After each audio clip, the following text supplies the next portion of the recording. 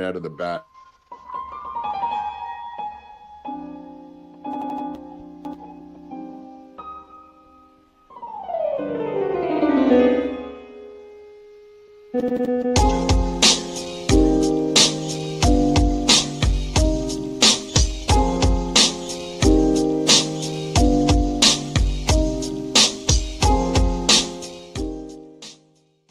Attorney Mark Lane, who went to Jonestown on an independent investigation, told me on October 3rd that no one is being held by the People's Temple against his will.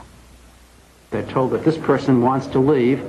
The American embassy and the first consul, who I believe is related to the Central Intelligence Agency, goes there with a car, has an individual meeting with the individual involved, and says, and they've repeated this to me, both the embassy and the people involved, here's a car. There's no one to stop you. If you like, come in the car. We will drive you back. We have a plane waiting. We'll fly you to Georgetown. There's a ticket, and we'll pay for your flight right back to your home, and no one can stop us. Do you want to go? And they say, no, I don't want to go. Tonight, Lane has become part of the mystery. As the lawyer for the settlement, he had written Leo Ryan recently, threatening lawsuits if the temple was maligned by Ryan's investigation. Lane was with Ryan during yesterday's massacre, but today he is reported missing. Meryl Lee Beck, Channel 5 Eyewitness News. Well, where did he go? Where is he missing, Eric? Oh, I think you're muted. Okay. You're okay now. You're okay. I'm hoping you'll help us find him. Yeah, I mean, we'll get back to this part of the story, but this is so crazy. We will get to Jonestown with Mark Lane.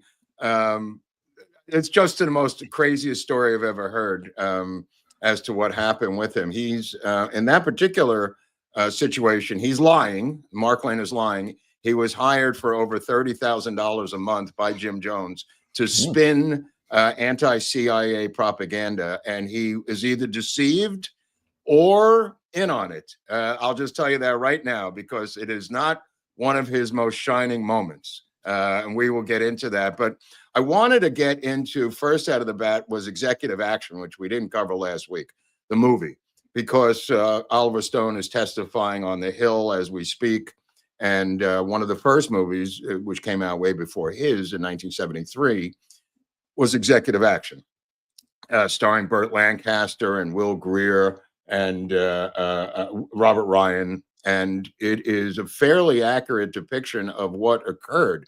Now, the reason I'm mentioning it is that it's co-written by Mark Lane. The original draft, the original script is written by Mark Lane and with his sidekick, Donald Freed. And what happened with that movie, what happened with the script is subject to some, at least, attention here for this episode. Myself being a screenwriter, so I really can understand what was going on here. They brought in Dalton Trumbo to rewrite this script. Now, Dalton Trumbo is about as communistic as you could get on the spectrum of Hollywood and Moscow. Dalton Trumbo was one of the Hollywood 10, one of the more highly paid screenwriters in Hollywood, wrote Spartacus, a bunch of other films. It turned out that Dalton Trumbo was literally the enforcer in the WGA, the Writers Guild of America, taking his marching orders from the Soviet Politburo. This was revealed, and this is why he was brought before the House Un-American Activities Committee, why he was convicted, why he was a part of the Hollywood 10. Whatever they're blustering and blathering about civil rights, it's all a crock of shit. Dalton Trumbo should have been charged with treason and convicted of treason for working for working for a foreign agent. That being said, he is brought in and rewrites the entire script of Executive Action. And Mark Lane dissociates himself from the film project, is where I was going with this thing, as does Donald Freed, his researcher and co-writer. Donald Freed will later be the guy who introduces Mark Lane to Jim Jones. So there is that connection there with Freed and Jones and the People's Temple. But that does not happen until 1977. So just trying to keep this thing chronologically aligned a little bit, because some of this stuff goes all over the map chronologically. So I just want to go back to his early childhood, where Mark Lane had scarlet fever as a kid. And when he went to get inducted into the Army at the age of 18, had a sight stigmatism. So he wanted to get in so badly that he secretly went up with his glasses, Eric, and memorized the military eye test, and then yeah, and then recited it from memory to get into the Army, which was his goal. Now, his dad, which I didn't mention last week, his dad, Harry Lane, is of interest because Harry Lane was a top government accountant. This is Mark Lane at the age of 18 going into Austria, where he will become an intelligence officer. Let me talk about that case, for instance. We mentioned he got into the intelligence division simply because he scored the highest on the intelligence test. So they send him over to the Russian zone, where there's some sort of fist fight that happened, Eric, between the Americans who got drunk and the Russians who got drunk, and they started punching each other in the face. So his commanding officer says, Lane, he's a private, Eric. The commanding officer says, I want you to go over there, investigate this thing, and make sure that we come out okay in it, right? And he goes, okay. So he goes over. He doesn't know anything about the case. He crosses. Go ahead. I'm sorry. It got a lot of trust early on. I mean, to do this. Things going on simultaneously. The war's over, Eric. So it's 1946. I mean, keep in mind what's going on here. So the guy can't be bothered, the commanding officer. He sends him over, and he finds out some facts of the event, like the guy wanted. He said, what happened? He says, so the Americans got drunk. They went into the Soviet zone, Eric, which they weren't supposed to do. They encounter the Soviets, and they get into a fist fight with the Soviets at their own party. In other words, they crash a party of Russians in the Soviet zone, get into a 30-on-30 man fist fight. So Mark Lane comes back, writes it up, and the guy goes, what are you, an idiot? He says, well, that's what happened. He said, I didn't tell you to write up a thing where we were all going to be court-martialed, you moron. And that's how Lane started and ended his intelligence career with the U.S. military. And I forgot to tell you that last week because I didn't want to get into detail about it. But when he comes back, he goes to Brooklyn Law School and Long Island University and gets his law degree. But I just want to talk about his father for a second, because his mother was a school teacher. His father was an accountant, but his father worked for a government agency. So they wanted two accountants, the two best they could find in the government, who were beyond reproach. And his father was one of them. And I don't know who the other guy was, but his father and this guy get flown to Chicago, and they said, we want you to go over these books with a fine-tooth comb and tell us the discrepancies you can find through these books. And so he does what he says. He goes through it with a fine-tooth comb. And they said, oh, great, you found all these discrepancies. That's fantastic.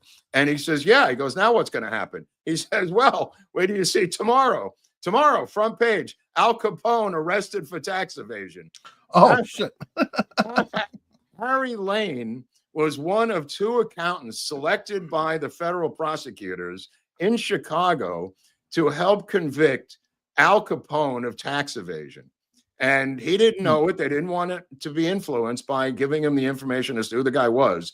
But indeed, they told him afterwards that he helped now to help convict Al Capone. So I thought that was an interesting little tidbit about Mark Lane and his family, how straight shooters his parents were. You know, they were Jews, but they were secularized Jews, kind of like me.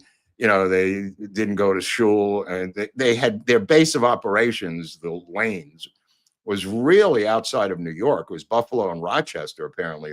They had multiple generations of Lanes, or Levins, before they changed it in the 1920s. But that being said, in 1953, like I said, he starts booking these concerts for the Lawyers Guild, the National Lawyers Guild. They puts in Pete Seeger, and he finds a chick named Martha Schlamme. And who's Martha Schlamme?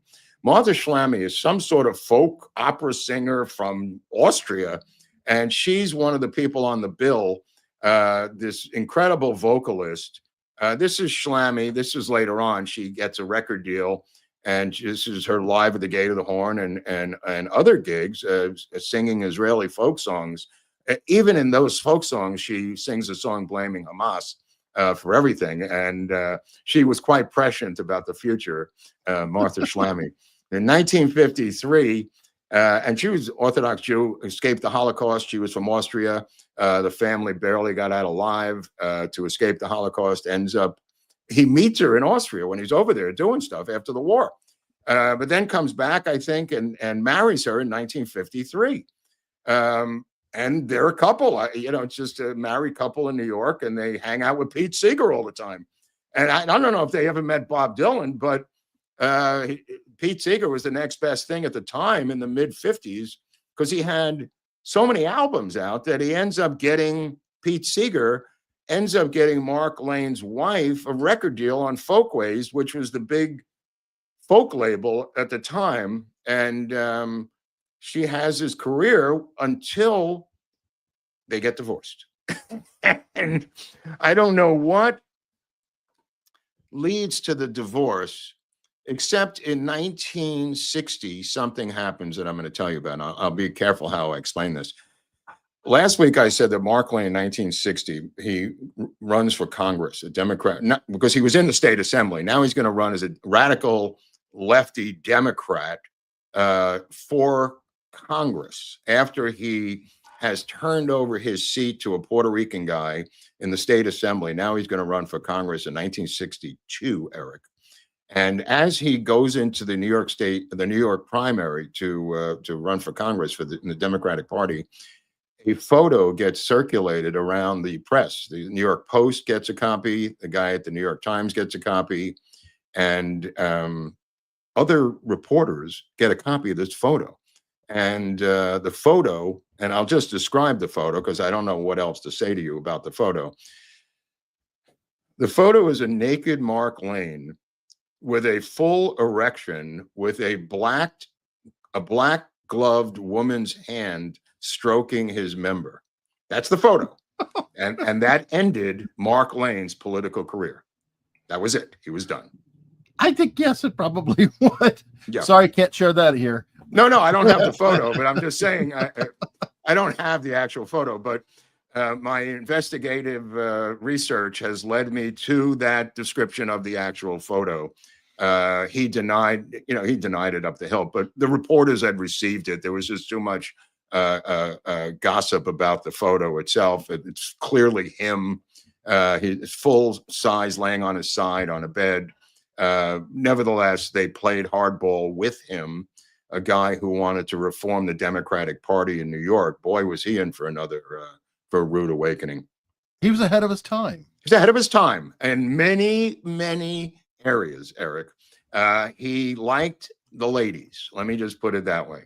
And he was not, an ugly guy. I mean, he just, anyway, so this is unbelievable.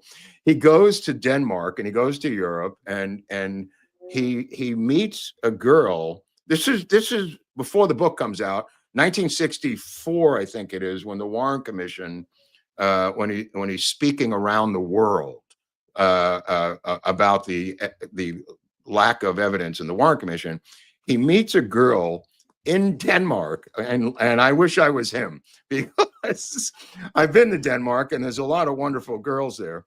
But he meets a girl named Annelies Dabelstein. Annelies Dabelstein is someone who's in the fashion business. This is her on the left. And Mark Lane marries her on an island off the coast of Denmark. And maybe these people know the island to our Danish viewers. But this woman could have been the Miss Denmark. So he marries her and he has 2 children with her. He will later have a 3rd child with someone who has never been revealed. He's got 3 daughters and 3 wives. 2 of the daughters come from Annelies right there. One of them comes from an out of marriage arrangement or relationship with somebody. Like a Schwarzenegger child, maybe? Yeah, maybe. I kind of doubt it. I don't know. He probably had another girlfriend. I think it's just a girlfriend, and anyway, this marriage will end in divorce. And, in 1970, he's kind of living in Jane Fonda's house in Manhattan that they give her for the movie she's working on, an obscure movie called Clute, with Donald Sutherland, and they're all intertwined, against the war and speaking around the country. Henry Fonda will blame Mark Lane for radicalizing his daughter and never speak to him the rest of his life. There's a photo. She's got the Clute hairdo here. This is a clean-shaven Mark Lane. Kind of looks like a young Jim DiEugenio there. was testifying right before the show as Eric and I got on the air. But in 1964, 65, let's go to 65, goes to England to start writing this book, Rush to Judgment. And the book is, with this Bodley Head publishing firm. And he gets rid of the CIA guy, Sonnenberg, who kind of infiltrates, through enemy lines. He fires him, the CIA operative, and he does not have the book finished, but it's in galley form. And this guy calls up on the phone and he says, and with a British accent, he's living in London, Mark Lane at the time, and he says, so he couldn't have done it, could he? And he goes, who couldn't have done it? And who the hell are you? And he says he couldn't have done the shooting, and based on what he says. And he says, well, I don't think so, but who are you? And he says, it's Paul McCartney. So Paul McCartney becomes so enamored with the case that he convinces Mark to give him an early draft. The only guy who ever saw the book in galley form. There's Paul on the left and Mark Lane on the right. They begin to become best friends in London. This is just, I didn't know anything about this. He gives Paul McCartney the entire book.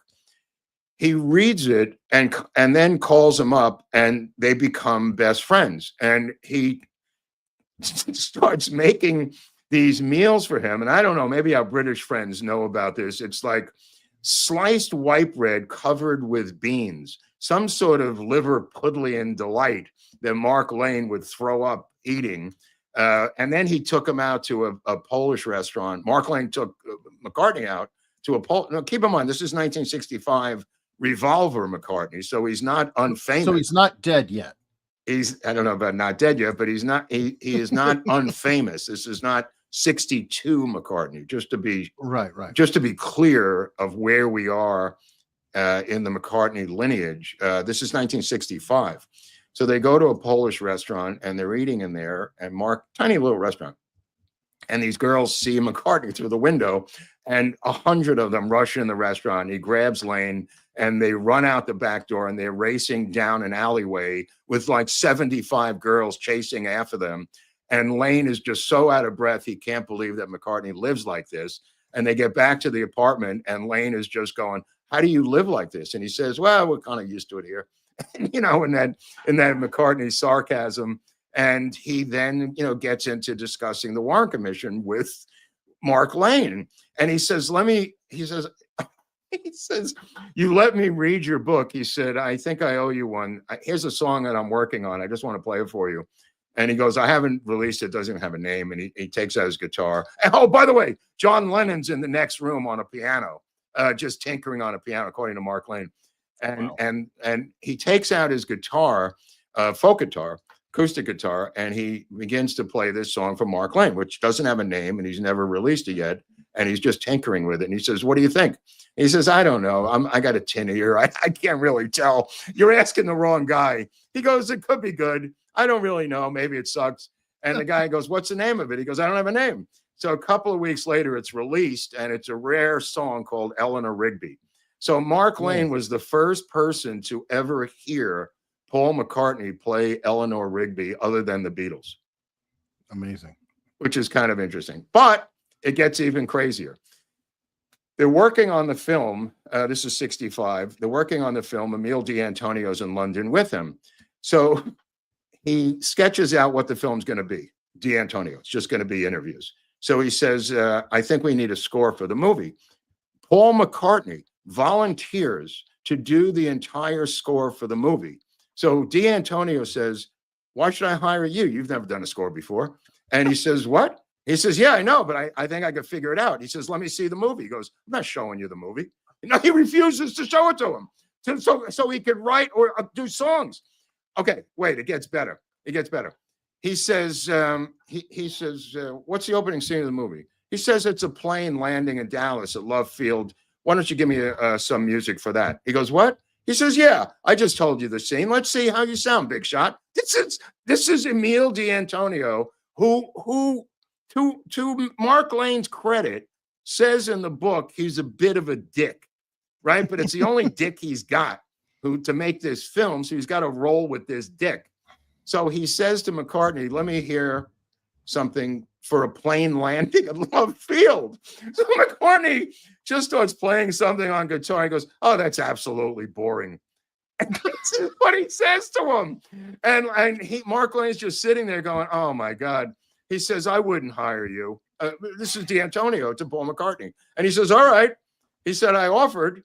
And Mark Lane's just ripping his hair out, sitting there as this director. He would do other things during the film that Mark Lane had to deal with because he did not have control of the movie, despite what people think who complain about certain aspects, like, why didn't you interview this guy, that guy? He doesn't have control of it, people. He's not the director. And they go around, McCartney did put money into the film, and so did some other people. But in other words, like, he interviewed S.M. Holland, and we talked about S.M. Holland last week, being, one of the supervisors on the train thing on the overpass. But I didn't know that S.M. Holland worked for the Dallas Sheriff's Department for 17 years, Eric. I did not know that. So he's even more effective witness. I mean, no wonder he was so clear with what he was saying and lucid in the testimony. Yeah, he was a cop. And so McCartney, they're still in London and they're eating out, him and Mark Lane again. This woman comes over, some baroness comes over and says, would you sign this napkin for my daughter? And he signs it, happy dinner, Paul McCartney, friend of Mark Lane. That's pretty cool. And she says, who's Mark Lane? And he goes, that guy. To the woman, who didn't know who he was. But their relationship is very interesting. I had no idea about it. It's a good point, though. Even superstars are fans of somebody. Yes. And that'll happen later with him because there's a guy who's going to show up at the Wounded Knee situation in 1970, 72, where he represents Russell Banks and Dennis Means. Russell Means and Dennis Banks. Him and Kunstler team up to represent these two Native Americans who are part of the siege at Wounded Knee, the long siege against the FBI. There is Kunstler with Mark Lane. Mark Lane begins. The reason I mention this is he goes to Chicago in 1968 and he gets caught up in the riot, the Chicago police riot. And he also, in 68 and 69 and 1970, just like everybody else, I guess, he begins to become radicalized more than he was in 1964, Eric.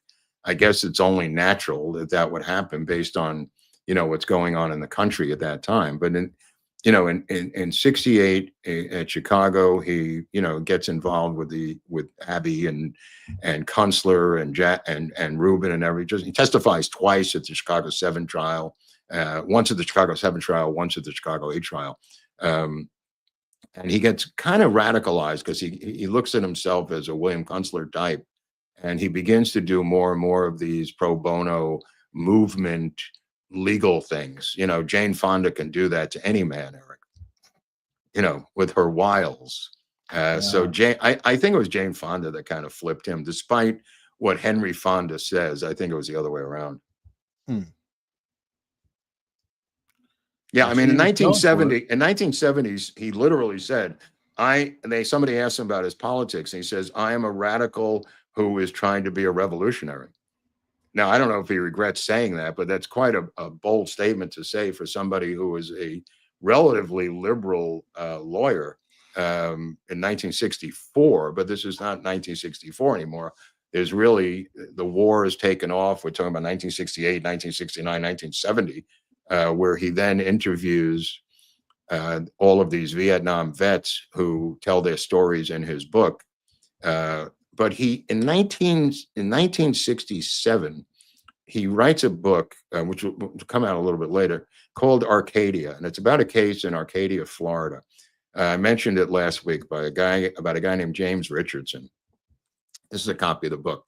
It's not going to come to fruition until 1987. So I'll talk about it a little later in this show. But remember that book, Arcadia, which is the name of the town, where this black guy was accused of poisoning his 7 children for the life insurance money. He's an illiterate sharecropper with a wife, and he was sentenced to the electric chair. He was on death row. And I'll just, if you could just, there he is. That's James Richardson when he was arrested. That's 1968 down there. What does that say? 68. June 68. Okay. So he writes 66, I can't tell. 66. It's hard to see. 66 or 68, it's somewhere. Okay, so he is convicted and he's sentenced to death row. And Mark Lane writes a book about this in like the next year. And it doesn't really sell. He can't find a publisher, despite even the success of Rush to Judgment. It still doesn't do anything for him. But the book is out there, and he goes back and he gets back involved with the politics that was putting him on the map, which at this time is now the situation. This is the little kids' funerals. Yeah, this is quite insane. 7 of them, right? Yes, 7, all 7.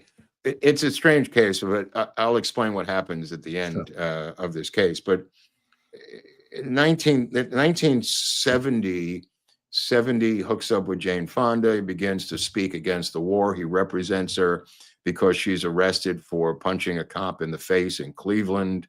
So there's that.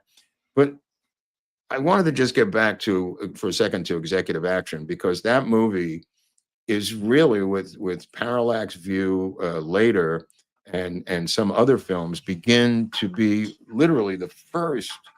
1973 really is like the first conspiracy political assassination film that was out there with that high of a profile, with the presidential seal on it, and Burt Lancaster gave it a lot of gravitas. So it's kind of an interesting. Remember, in one of our earlier episodes, Frank Sturgis runs into Burt Lancaster while he's filming the movie, and he's coming out of the Frank Sturgis comes out of the Holiday Inn, no, Howard Johnson's in DC by the Watergate, and he runs into Burt Lancaster and he says, "What are you doing here? You're my hero." And he said, "I'm working on a film, Executive Action. You'll see it. It'll be great. You'll love it. Don't trust women, whatever you do. Everyone's I don't want to do Burt Lancaster, but I have a friend who knew him, and Burt Lancaster was not a friend of women. Let me put it that way. But anyway, so Executive Action comes out in 73. What also happens in 73 is Wounded Knee, which I was talking about in South Dakota. And Banks and Means are arrested. They're charged with assault on the FBI, and they have this siege out there, and the Army comes in, the FBI comes in. And I don't want to get into the Wounded Knee case because it will take too long, but it's really interstitial Native American politics on the res, about the old school Native Americans who are corrupt, who are the leaders on that reservation, Oglala. I think it's a Sioux Nation, if I remember correctly. And Means and Banks are the new young Turks who want to take over the leadership of the Sioux Nation in that area. And there's so much killings. The death rate in that area was higher than Detroit in 1967, almost 50 times higher. They were murdering and killing their opponents. The entrenched old corrupt leadership of the nation, the Sioux Nation, was so corrupt that they had to have this siege to fight back. It's like a gang war almost? It was almost an Indian gang war. If you Okay. just want to sum it up that way, involving the old and the young among themselves. Wow. And the old had ties to the federal government, because federal government, there's a picture of Mark with Russell Means and with Banks and Means. That's 1974. Russell Means on the far left, I think. So these are the young Turks. And the federal government dealt with the corrupt regime for years of the Sioux Nation. So they were used to dealing with keep in mind, it's so crazy because they have literally a separate nation, Eric, right? I mean, you've got the laws of our Constitution. Reservation is considered a separate entity. It's a weird status. If you're interested, I taught on one, and there is a reservation in Arizona that crosses into Mexico. So you're literally talking about weird 3-nation deal. Wow. Where there's this weird overlap. But I'm sorry, go ahead. Yeah, no. So he goes and represents them and gets them off, gets them cleared, Mark Lane, of guilt, and he is now. He says, I need a spokesperson to come here, and he contacts a guy, and I believe this is the beginning of celebrity justice, which is why I'm mentioning this. He contacts Marlon Brando, and Marlon Brando shows up, and he says, I need you to write a speech for me. He says, no, you could just riff in front of the cameras. In other words, having a press conference, and he wants Mark Lane to write a statement for him, and he says, all right, I'll write you a statement. He writes him a statement. Brando gives not one word of the statement that Mark Lane wrote for him, and just riffs and says whatever the hell he's going to say. So he says, I don't trust writers. He says, I don't really like writers. And he says, why? He says, did you see my movie, Last Tango in Paris? It just came out.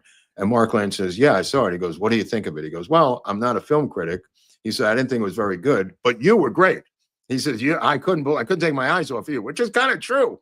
Most people say the same thing as the Bertolucci film, Last Tango in Paris. So he says the critics are bullshit, Mark. He says, I can't listen to the critics anymore. They're all jerk-offs. And he says, why do you say that? He says, well, there's a scene where I look up in the sky and I'm talking to God, and the critics just said it was just a absolutely brilliant scene. It just Brando at his best, And he says, you know why I was looking up talking to God, Mark? He says, because the goddamn script was taped to the ceiling. He says, that's what I'm up against, Mark. And I do. It's just a great Brando story that even in 1973, they were taping his lines to different pieces of scenery. Didn't they do that in Superman too? But that was 30 years later. I'm saying they were doing this in 9, but yeah. Right. It was years later, but they were doing this in 72 with Bertolucci. Anyway, he gives a speech. Everyone loves it. He's got the Indian girl who shows up at the Oscars, who is the original Pocahontas. She's also a fake Indian. Isn't that the one that John Wayne attacked?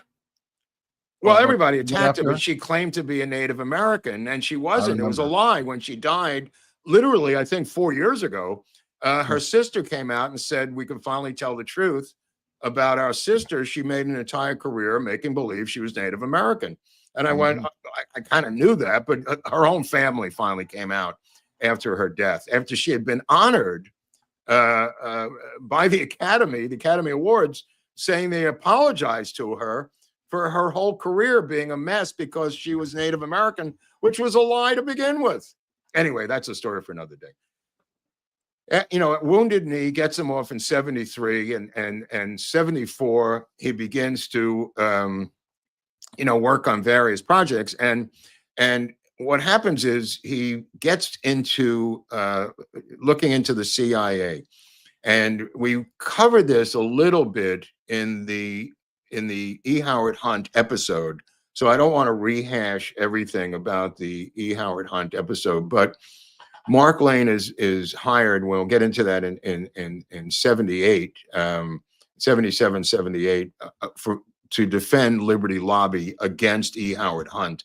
The suit was something like, $650,000 victory for E. Howard Hunt, who could use the money at that time. He literally just got out of prison and was broke. And it was overturned on appeal because his own stupid attorney gave the wrong jury directions to the jury, made up everything. So the whole thing got overturned on appeal. And that's when Mark Lane comes in, replacing, I think his name was Ellis Rubin. There's Hunt. He looks emaciated because he literally just got out of jail. But in 77, to go back a little bit, he writes a book called Codename Zorro, and he does it with Dick Gregory. And that is the beginning of his connection to the Martin Luther King assassination, because he gets into that, and he will begin to write the notes on how to form the House Assassinations Committee. He literally writes the resolution to form the House Assassinations Committee. There he is with Dick Gregory.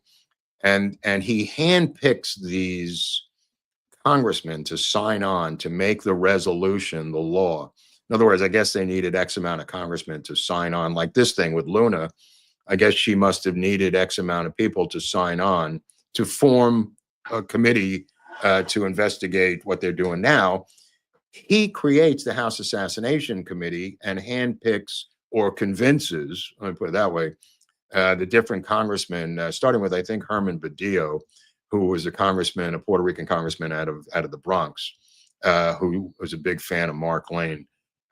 So he signs on. He's the first one to sign on. Is that the Puerto Rican he gave a seat No, it's a different one. It's Okay. a different one. But Mark Lane coasted to Herman Badillo's career, kind of started on the back of the other guy, and that opened up a door for the Puerto Rican, or New Yorkers, as we used to call them in New York, and they call themselves, to get into Democratic politics. So Herman Badillo says, I'll be happy to sign up for this project, which becomes the investigation into the murder of JFK and Martin Luther King. So he comes on board defending James Earl Ray, but he doesn't really do it any justice, because he never really finds out anything other than what Jaspers had said was this cop who killed him. But he kind of puts the FBI on trial, and he brings in Ray to testify before the House Assassination Committee, and the whole thing explodes as he is undermined. He's undermined by a statement that he doesn't have by a cop who is a British police officer who wrote that Mark Lane, he arrested Mark Lane at Heathrow Airport when he fled. Mark Lane or Ray? He arrested James Earl Ray in London when he fled, and he had written a statement saying that that James Earl Ray had confessed, and Mark Lane didn't know about this letter, Eric, and it's kind of dropped on him like a bombshell in the middle of the hearing. And that's the end of him representing James Earl Ray before the House Assassinations Committee, and he's screaming at them. He's literally loses his shit, Mark Lane, in the hearing, because they sandbagged him or blindsided him with this statement by this cop. Turns out the cop had already been fired by the London police. He was a detective who was corrupt. And they were taking this statement as if this cop was Columbo, and he'd already been removed from office because of his corruption. So the guy was obviously someone who was not above reproach, if you know what I mean. And he was not given the letter before the hearing. So the whole thing kind of explodes. But he does write this book in 1977, code name Zorro, which was retitled later with Dick Gregory, and they alternate chapters. The book has him writing a chapter, then Dick Gregory writes a chapter, and goes back and forth. And it hinges on, this is what I was getting to, it hinges on a woman named Grace Walden. And this is where it gets a little sketchy. The flop house, the SRO, where James Earl Ray allegedly shot out of the bathroom window, was one of the lowest level hotels you could possibly live in, Eric. You know what I mean? It was a pay by the day, filled with transients, filled with alcoholics, filled with people down on their luck. Let me put it that way. There was a couple in there, and the couple was Grace Walden, and her husband, I think, was Stephen Walden. The two of them were in the next room. And her husband, both of them inebriated, both of them total alcoholics, both of them like one step away from being a street person. Like Skid Row level? Yeah, it's a Skid Row level hotel. Absolutely. Okay. The husband is blind drunk, but they get him to say that James Earl Ray was the guy he saw leaving the bathroom with the gun. Okay. So maybe he was drunk, maybe he didn't see him, whatever. Maybe he was convinced to do it. Maybe they paid. I'm not really sure. But the woman who is Grace Walden, she claims that it was not James Earl Ray, and she saw the guy too. Now, keep in mind, both of them are shit-faced drunk. Both of them are like wet brain level alcoholics. And Mark Lane goes to look for her, and he can't find her. Why can't he find her? Because she's in a sanitarium in Tennessee somewhere under an assumed name. And they put her there to keep her off the grid. So he finds the sanitarium. He goes to the sanitarium, and he walks in and makes believe he's visiting like an aunt or something, goes down a hallway and says, "Where can I find Grace Walden?" Somebody says, "Oh, she's in room 12. Goes in there, takes out a tape recorder, and begins to record her saying that, "Yeah, I saw the pictures of James Earl Ray. I don't think it was him," which is not necessarily earth-shattering news, Eric. It's just her opinion that she doesn't recognize the guy. Whether she saw him or not, who knows? The guy's just fleeing the bathroom. She's looking at him through a side door and a hallway, Eric, from her room, sitting on a bed, and the guy runs by. So she says, "No, I don't think it was him." Okay. So he tape records her, and the orderlies come in and they say, "Who are you?" And he says, "I'm Mark Lane." He says, "No one's allowed to talk to her." And they go, "Give us that tape." And he goes, "You're not getting that tape." Right. And he flees the sanitarium with her. They get to the car. The guards are there from the. Oh, he breaks her out? No, dude, this is where I'm going with this. He breaks her out of the sanitarium with the tape, and these guards are blocking his car. And he says, "Get out of my way," gets into his car, and they're in hot pursuit through Brushy Mountain State area where the jail is. And he's going through these country roads with this old drunken lady who's got wet brain sitting next to him with a tape recorder underneath his seat. Oh, this is crazy. He gets pulled over by a cop car, and they think they're clear, and they're in the woods, and he gets pulled over by a cop car, and he goes, "Don't say anything." He says, "You are the heir to the Budweiser fortune, and your name is Anastasia Budweiser or something," right? And she goes, "Okay, I could do that." And the cops they pull over, they go on both sides, and he has the tape recorder underneath the seat. And he took out the tape and put in a blank one, and he pocketed the real one. It's really smart, bro. And the cops go, "Give us that tape." He goes, "What?" He goes, "How do you know about a tape?" He goes, "Don't give us a goddamn tape, boy, right?" And he goes, "I ain't giving you any tape."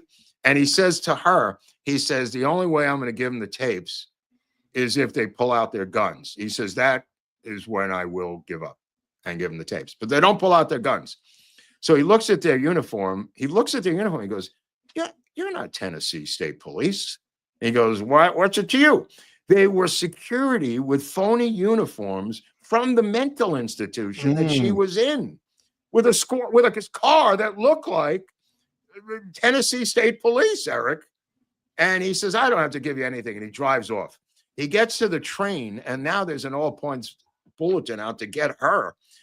And he gets her on a train, and he takes her to New York, and he puts her in a hotel room, and then he's got to bring her back, and he gets her some more tape. Anyway, this is his entire case of why James Earl Ray did not do the shooting. And it really doesn't have anything to do with James Earl Ray. It's her being a witness saying it might not have been him, even though my husband thinks it is.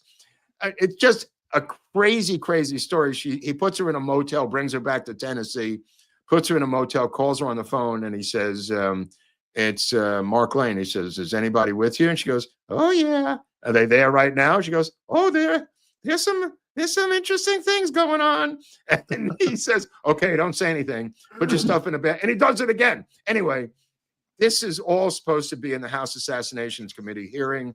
It's destroyed by this letter by this British cop, and they never, ever bring James Earl Ray back to testify again. And he completely dissociates himself with the House Assassinations Committee, which he created, which is where I was going with this story. Did he get involved with Judge Joe Brown's case later on that people keep talking about? No. In fact, he says that was a civil case. And a lot of criminal lawyers look down upon civil cases, Eric, because the standard of proof is so low. I think the family got $100 in the settlement, and that was the end of it. And Jowers said that this, Memphis cop was a shooter. And I never bought into it. You could see our episode on James Earl Ray. I believe Ray was the shooter. I believe it was a conspiracy. I believe the conspiracy is obvious. He happens to be the shooter. Not that they didn't. The problem is they didn't round up all the conspirators, and that really is the problem with the MLK case. I believe Hoover pulled his men off the case, and you know, the MLK entourage was had rats in it. But I believe, and this I could be wrong, but this is just my opinion, that it was a conspiracy and that the shooter was James Earl Ray. You're not a two-bit burglar ending up with 6 passports in London en route to South Africa. I'm sorry, I just can't buy that. The guy ends up going to Toronto. He ends up being in London. He's got multiple passports. He didn't do that himself, people. The people involved in the conspiracy did that.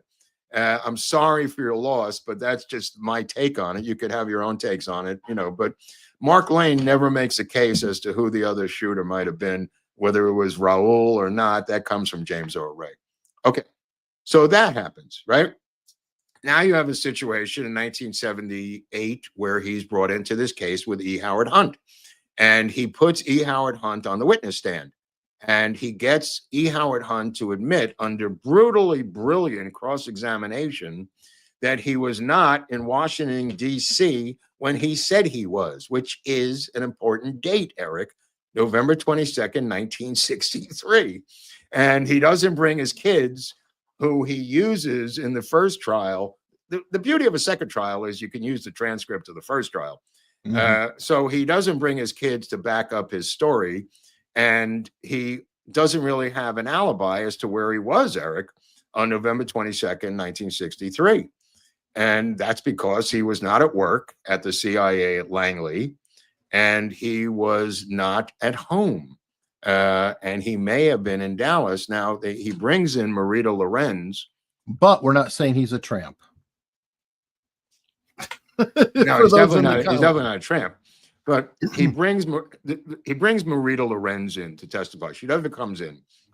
In New York, Marita Lorenz lives in a Russian upscale building filled with Russians near the UN.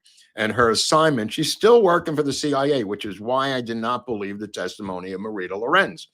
She is still a CIA operative. This is Castro's former mistress, has a child with Castro. She's given certain things to kill Castro with. She never does. She may have been a double agent. She's constantly fighting with Frank Sturgis. She's living on the Upper East Side now, still working for the CIA in 1977, 78, and going through the garbage of Russian dignitaries who may have been KGB or not as part of her assignment. And she tells Mark Lane a story. And the story is they drove across the country, to sum it up, and she tells him this story, 2 carloads of men drove across the country to Dallas, and a man appeared that was E. Howard Hunt, the paymaster, and he paid Frank Sturgis and the other men to assassinate the president. And then, you know, he says, "What about you?" And she says, "Well, I asked to leave, so I left." It becomes a bullshit story. At least my antenna goes up. And he says, "Well, what was your role supposed to be?" She goes, "I was a decoy." And I'm going like, decoy for what? What does that even mean? Her story doesn't hold up. Anyway, Mark Lane deposes her. She refuses to come to the courtroom in Miami. So he has to hire an actress to literally become Marita Lorenz on the witness stand and read her transcript as an actress. And this is allowed by the court. Wow. It's right. Okay. And so the transcript is Mark Lane saying, when did you drive across the country? And then she's on the witness stand saying, November 20th, 1963. Who was in the car? And she's reading the answers because he felt, this is Mark Lane's creation. And it may have been extremely effective. He felt it was better to have a witness reading her lines than to simply give the jury the transcript on paper. Going, here you go. And he was right. He was right. Smoking hot actress. Not that Marita Lorenz is not hot, because she is. So he got a smoking hot actress to read the lines with him. It's just very strange. I'm surprised they let him get away with that, though. But they did, because they said Okay. she's not going to make up anything. Here's the transcript, Your Honor. So all she's going to do is read the transcript, and which is what she did. Again, though, she read it flatly with no enunciation, no presentation. No, she enunciated, my friend. She was a good actress. Exactly. It's like, don't think so. Anyway, so the jury reverses the earlier decision and finds that Mark Lane and Liberty Lobby are victorious and revoke the $650,000 settlement that was going to E. Howard Hunt and his family. Those kids should have testified. They would have gotten the money. But silly kids, they were not happy with their father being a Watergate burglar or a perceived Watergate burglar. So they didn't want to testify to help their own dad. And that would be the equivalent of, I think, $3.5 million today. This is $650,000 in 78 money, Eric. Or 75 money, and then it's overturned on appeal in 78. So you're looking at a lot of money that was taken from Liberty Lobby. And the fact of the matter is that they were trying to frame E. Howard Hunt to be the assassin of the president. Somebody was. I don't know if it was Angleton or Victor Marchetti.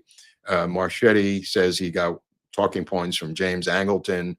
This is a little bit in the weeds of the case, but there was an article written saying E. Howard Hunt was going to be thrown to the wolves as the assassin of JFK.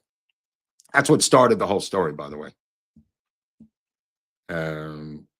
This is Victor Marchetti. Yeah, he writes the article and says that this article gets published.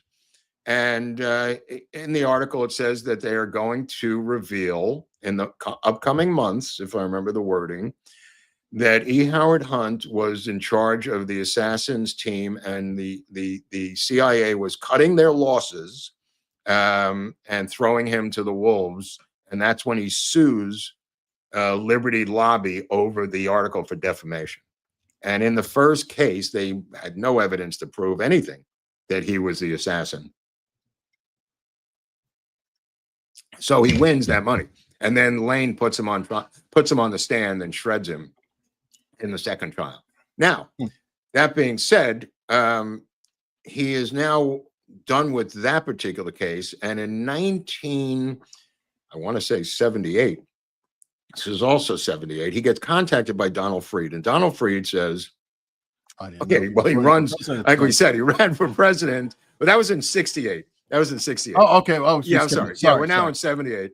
In 68, he runs with Dick Gregory. I think they got 50,000 votes. But that's, 60,000 votes is pretty damn good. I don't want to. And they got a cool dollar bill. Yeah, this is kind of cool. I didn't have this when I ran with Timothy Leary. I should have gotten some kind of bongo bucks. What's his name? I made a joke one time, and Larry Hagman. I said, Larry, why don't you pay him with your Hagman bucks? We were having a conversation about something. The next week he showed up, he had printed a bunch of money like this, and it said Hagman bucks with his picture in the middle, which I still have. I think I showed it. I think we showed it in the Hagman episode, Eric. One of the Hagman bucks that he created, because I made a joke about how he should pay them in Hagman bucks. But that being said, in 1978, Mark Lane is yeah, there it is. That's when the Larry signed for me. It was based on a joke that I said to him literally the week before. Larry had given me a lot. He had smuggled money out of Germany at one of these fan fests. That was his thing. He'd fly in a private jet and he'd come back with a suitcase full of money. And I met him at his house, his apartment in Santa Monica, and he opened up the suitcase and he said, "Here, help yourself." And he gave me a stack of hundreds, and I said, "Thanks, Larry." And then we had thousands. Yeah, it wasn't yeah, there it is. Wow. It was a joke about also his liver, because he thought that when he got a new liver, he could start drinking from scratch again. I don't know if this was wishful thinking, but that's what he thought. But anyway, so in 1978, Donald Freed introduces Mark Lane to people from the people from the People's Temple, and he's hired by Jim Jones to represent the People's Temple. This is in September of 1978, people. There's already a lawyer, and the lawyer's name is Charles Gary. And I just want to get into a little bit about Charles Gary, because Charles Gary was a far more radical attorney than even William Kunstler. Charles Gary represented Angela Davis. He represented the Black Panthers. He represented Huey Newton. Huey Newton was on the lam, and Charles Gary was his attorney. Now, what Jim Jones wanted was to hire Mark Lane to put down the rumors, but to exacerbate the rumors, let me put it that way, that the CIA was screwing with the People's Temple. This was a brilliant move on the part of Jim Jones. Jim Jones brought in this guy, Mark Lane, paying him about $30,000 a month to have press conferences and speak that the government was going after unfairly Jim Jones and the People's Temple Church. And Mark Lane, all I could say is I hope he didn't know what he was doing, because he gives these press conferences, and I've read the transcripts of them, and I've seen them, and he will end up in Jonestown. I think he goes twice, but his defense of the People's Temple is so embarrassing because there's so much going on. The Kilduff article, the famous Kilduff article, will come out of New West magazine in, I think, October '78, and will decimate the People's Temple Church. Just to go back a little bit in time to explain the People's Temple Church, because it needs some explaining. James Jones, or Jim Jones, comes out of Indiana, and he's already a nut as a kid. He's fucking crazy as all hell. Gets in, tries every single evangelical church. Even at the age of 11, he's preaching on the streets in Lynn, Indiana. And he is, by all accounts, according to his friends and schoolmates, insane. He's totally insane. However, his IQ is like 120. He's absolutely brilliant. And he starts to work in these churches as a child, and begins to get into the Pentecostalist, and begin to get into just incredible studies of every different branch of Christianity. And he's a savant, Eric. He really is a savant as a preacher, as an evangelical preacher, as a Pentecostal preacher. He is one of these savants who could do it at the age of 10. He's a street corner preacher. He doesn't have a church. So he's doing it on street corners, and his own friends don't want to screw with him. This is Jim Jones with when Huey Newton was on the lam. Huey Newton, I think, was in Havana hiding out for murder charges. And Huey Newton is trying to get back to the United States, and eventually will stand trial. He will be cleared by a jury using Charles Gary. So Jim Jones, this is a little bit further ahead of my story, but he begins to get a huge following in Indiana, Jim Jones. And he begins faith healing. He begins all these different preacher cons that he develops. Some of the cons are quite brilliant, Eric. He will send one of his followers into a town and knock on a door, go to someone's home, ask them if they could stay overnight, memorize the entire inside of the apartment or house, and then go to their medicine cabinet. Medicine is memorized, their prescriptions are memorized, their books are memorized, and then that guy would write up a report. The People's Temple is so unbelievable by itself that Jim Jones, I just want to explain it a little bit. That person will then tell Jim Jones, write a report of everything that was in that person's house. They will then talk the person into coming to a Sunday service. So they go, all right, I'm a Christian, I'll show up. And Jim Jones will then, from the pulpit, begin to say everything about that particular person, that they are here today. And the person's like, what? And you have a couch that's got a tear in it. And they go, yeah, you have a dog named Blue. We go, I got a dog named Blue. And he would do this from the pulpit, and people would go unbelievably crazy. Now, he had worked his way down into the black neighborhood. So the bulk of his congregation in Indiana was black, and he would get them so riled up over these things. He would let me tell you what he would do. He would take a girl, drug her. She would be unconscious. While she was unconscious, him and his close associates around him, and he did have associates, and they were all women, would put a cast on her knee, right? So she would wake up and say, "What happened?" And they said, "Oh God, you fell down the stairs. We took you to the hospital. They put this cast on you. It's going to be on there for months." And she goes, "I don't remember anything. I don't remember any of this shit you're saying."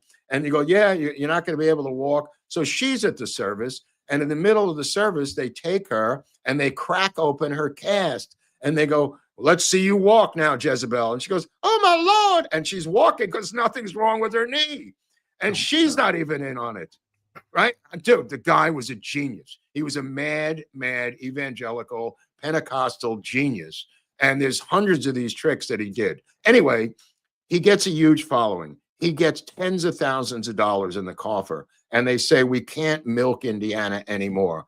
And they begin the trek to Northern California. And in Northern California, they set up in the woods, in Redwoods Valley, a church there, and they begin to expand even further. Now, how do they expand? Well, they begin to work with politicians, and they begin to move into San Francisco. They get about 10 buses. They drive around the country with all their church members on board. And they go into San Francisco, and he begins to deliver his church members to rallies. And he's got thousands of church members. He's got buses. He's got money. He makes believe he's an Indian, by the way. He's completely Welsh.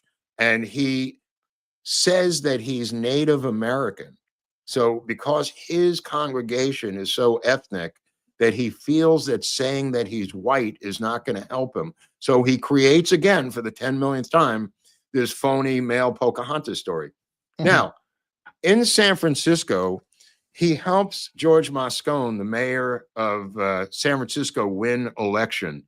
And because Moscone is the mayor, he allows Jim Jones to become the head of the housing authority.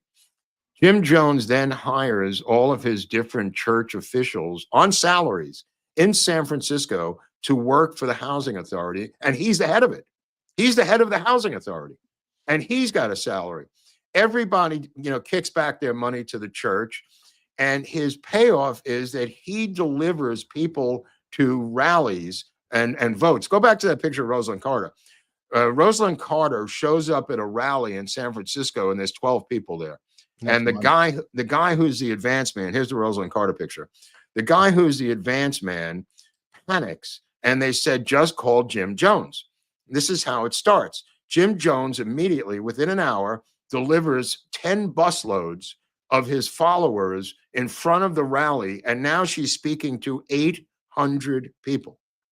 Rosalind Carter tells Jimmy Carter, and he gets to go to the inauguration. But before that, he befriends an obscure guy named Walter Mondale. Does the same thing with Mondale. He gets to fly on Air Force Two with Walter Mondale. Let me tell you something. Jim Jones did not just appear out of nowhere. He combines Christianity with socialism. And that's why they envelop this and embrace this guy. It's because of the socialism. He keeps yelling from the pulpit, "Socialism now, socialism now, socialism now." He does away, the Christianity part fades away when he gets to San Francisco. And everybody comes to kiss the ring, because not only does he have money, he can deliver votes.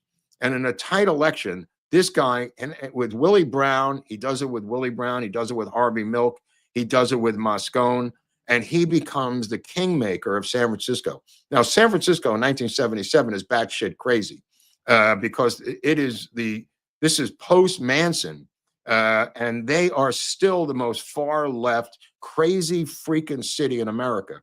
And this guy here he is with a guy named Jerry Brown. These are not people just randomly passing with him, by the way.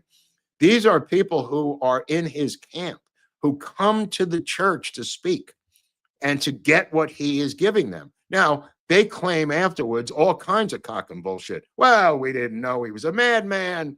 We didn't. At the age of 7, Jim Jones is studying Hitler and Stalin to become his heroes are Hitler and Stalin at the age of 7 during the time of World War II. So, I mean, this guy really did his homework, and he wants to be either Hitler or Stalin or both. So these politicians are now, okay, he donates money. This is great. I never even thought of this. He donates money to the San Francisco Chronicle and the LA Times for free speech. And he says, use this money to give out scholarships about free speech. And it's all to buy him good press. It's brilliant. It's not even a bribe. It doesn't even look like a bribe. This buys him years and years of free press from these major West Coast periodicals who will not even bother to look at what he's doing. Now, he's already torturing people. He's already killing people. This is in San Francisco. People are turning up dead. And he's also about to be investigated, indicted, and convicted because the Martin Kilduff article is about to come out in New West magazine. And the reason I mention that is this is why Jim Jones and the People's Temple flee the United States to Guyana. Why do they go to Guyana? Because Guyana is Black, their native language is English, and they are a socialist country.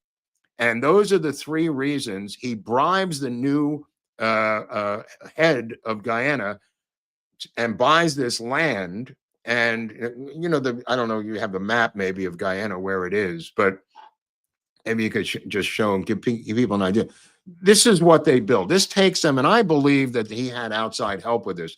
They go down there and they create this socialist paradise on earth. They put in a metal shop, they put in farming, they put in schooling, and plane load by plane load, they begin to fly 1,000 members of the People's Temple down to Guyana, leaving their lives behind. They do this secretly. They don't want to attract any attention. He is fleeing the authorities at this point. He realizes that after this article comes out, they're going to begin investigating him, how he's taking everybody's money, how they've signed checks. I'll tell you what he does. I'll give you another good one. He has them sign statements that they molested their children. He has them sign statements that they were criminals, all made up. All the people admitted that they had nothing to do with this. He does. They do this now. Nexium does a little of that. So he's that's right. He invented this, and some of them are forced to sign just blank pieces of paper, and they willingly sign them. And he says, if you ever leave the church or try to do anything to me, I will write whatever I write on these papers, and you'll be toast. And they go, okay. They're doing it on their own free will. The people who defected will tell the press that they signed statements that they have molested their own children, knowing they did not do that. That's how crazy his grip is on people. Okay, they build this entire society down there. They begin planting crops. They begin working 6 days a week, 12 hours a day. Think about the weather, Eric, in the jungle. These are old Black people, for the most part, who he's gotten their Social Security checks signed over to them, and he's moved them out of San Francisco, old Black people. Keep in mind, the People's Temple in Guyana was 90% Black. The elites around Jim Jones are all white women and a couple of male enforcers. This is exactly the same as the Manson model. There's a guy named Larry Layton who's his Tex Watson. All of the people around him are white, upper class, upper middle class, white women with degrees who completely drink the Kool-Aid of their worship of him. This is Larry Layton. Larry Layton will be the only one to go to jail in the massacre. He will shoot one of the defectors aboard the plane. Larry Layton was supposed to execute the pilot, and the pilots were not executed. Larry Layton smuggled a gun onto the plane when they were fleeing. But let me just digress a little bit, because Congressman Ryan, Leo Ryan, was a congressman from San Francisco who gets letters from the families of the defectors. and they are worried, and rightfully so. Family people are still down there. The defectors are members of the family. This is Leo Ryan speaking. It's a whole long time before he gets in there.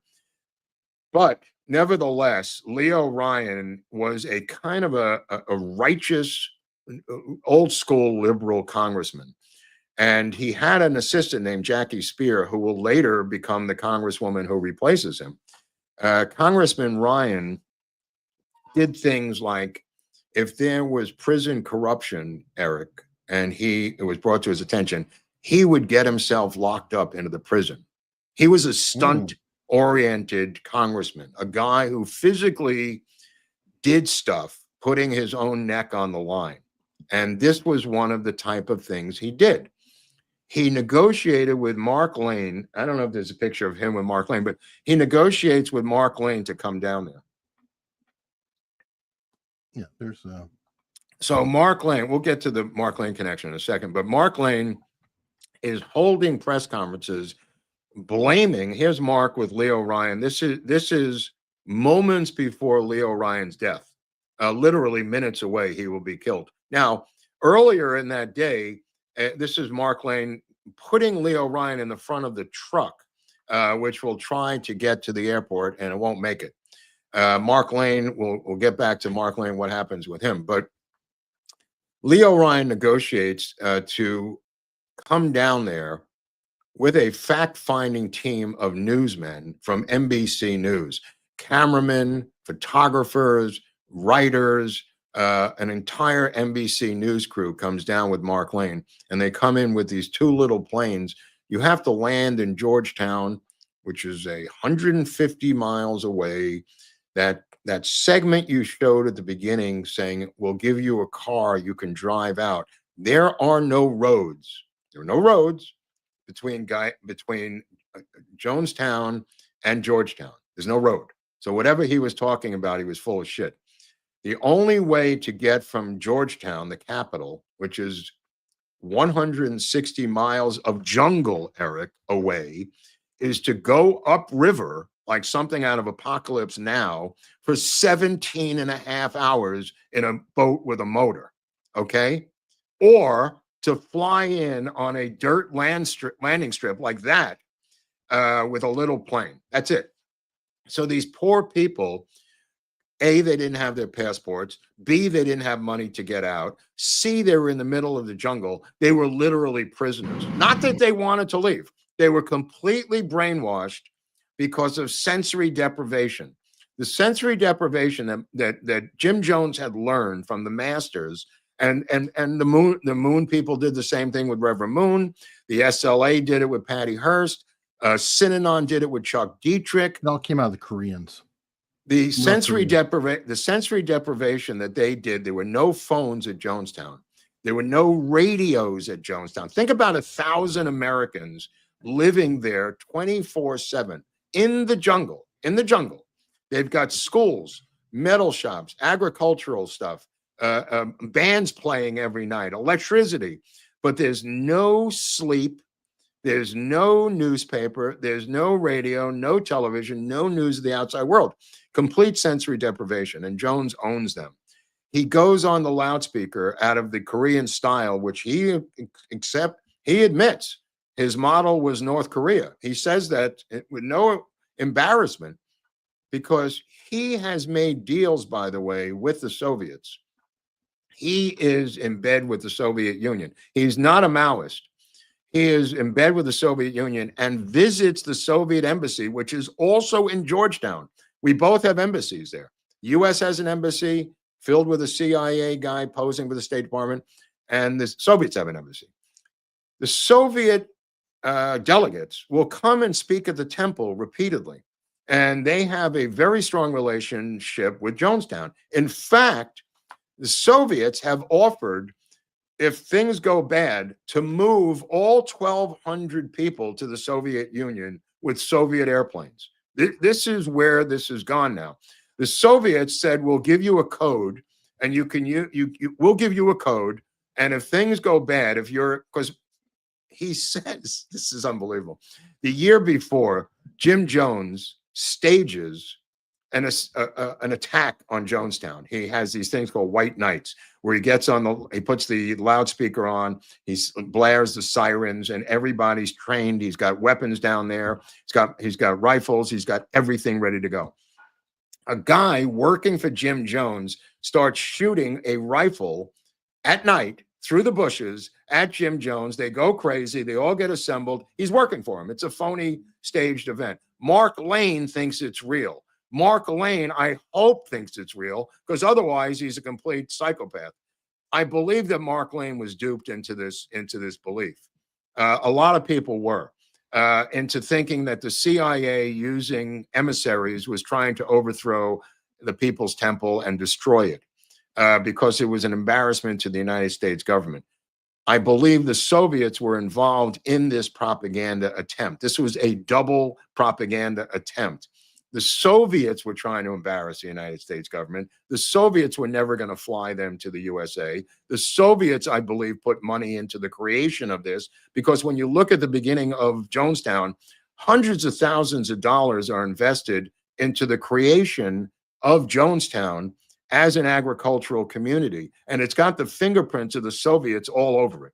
They have heavy duty machinery there, Eric, that nobody can explain where it came from. Bulldozers, tractors that seem to appear. This is before Jones gets there. In other words, there's a year or two period where they're building Jonestown. Is when they started it. They start building Jonestown. It takes a couple of years. And I believe the Soviets were trying to use them as people to denounce the United States, which is what they did. They could have been using them for too, I don't know, but I've talked to Jack Barsky about it. They had the Soviet towns where they were emulating the United States. So they might have also planned to use these people to train their own agents over time on what a U.S. place. Dude, they had Angela Davis and Huey Newton on their loudspeakers. The only way to get into Jonestown was through shortwave radio. So at night, Huey Newton and Angela Davis would speak to the group. The group was so solidified in their Marxist belief that it was like a North Korean cult. That's really what this was. And this is Angela Davis. It's a separate photo, but there are photos with him, and like we showed him and Huey Newton. He is an avowed communist. He is an avowed Marxist, Jim Jones. They believe in the Soviet model, and they hate the United States. And he's convinced, using racism as a tool, to convince these people, that the United States will kill them, that they're coming to kill them. He keeps saying they're going to take your babies, they're going to kill you. So they're hopped up, they're completely paranoid like he is, saying any day now they're going to come in and do this. Now he hires Mark Lane in September 1978, and he wants Mark Lane to investigate the ties to the CIA regarding Jonestown.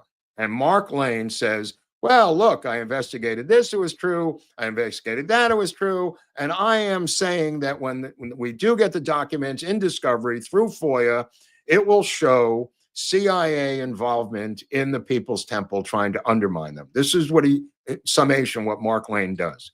Later, that will be completely untrue. He accuses the family defectors of being CIA, which was untrue. They really were just wanted to get their kids out, as defectors who had to stay in San Francisco and couldn't see their own kids. So anyway, so make a long story short, Leo Ryan goes down there, and they don't want to let him in. Then they let him in, and he goes and meets with Jim Jones, and NBC, Don Harris meets with him. And they interview Mark Lane. They interview Jim Jones, and Mark Lane is there. He's not in any of the movies. And I mean the movies that were made. He's not in any of these films, but he was there with Charles Gary. I have a little clip of it. Okay, go ahead. There he is. Well, this is when they're leaving. So this is I'm going to get to this in a second. Hold on to that. Okay. Because this takes all day and night. They go in and they put on a show they put on a show for Leo Ryan. And I mean like a show that they clean up the whole place. They paint it up. They put on a band. Everybody's rehearsed. Every single person is rehearsed on what to say, because he's going to go person to person and say, do you like it here? Do you want to leave? Do you have any complaints? Jim Jones and his staff are really the ones running this thing. The girls who are his wife, he's got like 3 wives. All 3 of them are really harsher than him, Eric. They are much more brutal believers in the People's Temple than even he is. He's completely addicted to Seconal. He's completely addicted to Tuinals. He is completely addicted to speed. He's completely gone. His mind is completely gone. He is bloated. He is hooked on drugs. Phenobarbital is his drug of choice. So Leo Ryan goes and speaks with him, and he's slurring his words, Jones, and here's Jones. And there's a really creepy clip of him. Okay, go ahead. Yeah. I felt completely naive. By this time, Jones is sitting there, and he's like this, and he starts. Yeah. I've never felt Jonestown so peaceful. Yeah, look how high he is. And I got chills all over my body, because Jones had never been more in pain. Yeah. Or more agony. Yeah. It felt literally to me like Jonestown was disintegrating in front of my eyes. This is a guy trying to get his daughter out, who was a defector. He showed up and he stayed in Georgetown. A bunch of the families that came down did not go with them into Jonestown. They stayed in Georgetown in the capital, hoping that because they didn't want to take up all the seats on the plane. So they stayed in Georgetown and hoping that Ryan would bring out their loved ones. So he goes around and this guy, this is unbelievable. This guy writes a note saying, please get me out of here. And he goes and puts it under the elbow of Don Harris from NBC News, who just goes, oh, what's that? And he reads the note, and a little black kid goes, he wrote a note, and screaming. And I was like, whoop, whoop, whoop, whoop. Oh, so he takes, that's not even done yet, Don Harris. Don Harris will tragically, I mean, it's sad because Don Harris will be killed. Don Harris takes the note because he has a news item here, and he brings it on camera to Jim Jones and says, you say no one wants to leave, Reverend Jones, but someone just secretly handed me this note.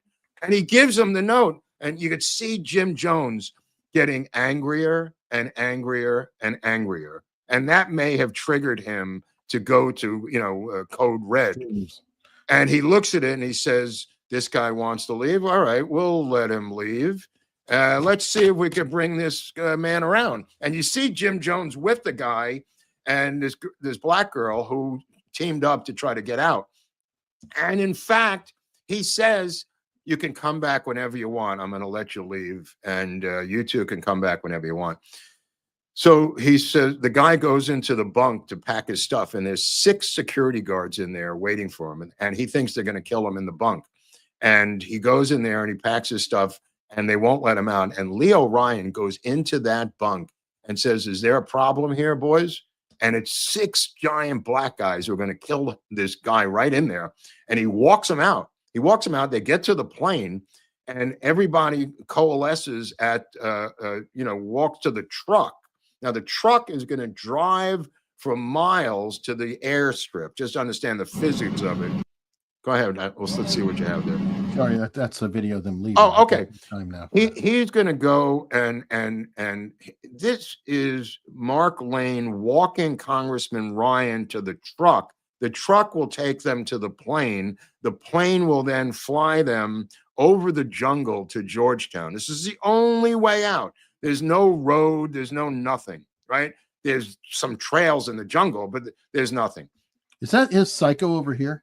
No, the Psycho, this guy, the guy who just was on the screen talking is that guy in the striped shirt. Okay. That guy you just saw, that's the guy in the striped shirt. Okay. He will now go to the plane. If you go ahead, play this. Go ahead.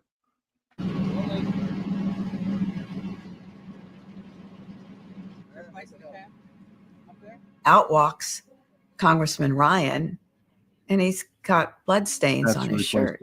Okay, freeze it right there because I want to explain this. while Ryan is talking to Jim Jones in the pavilion, they put on a massive show for him with dancers and jazz bands and everything.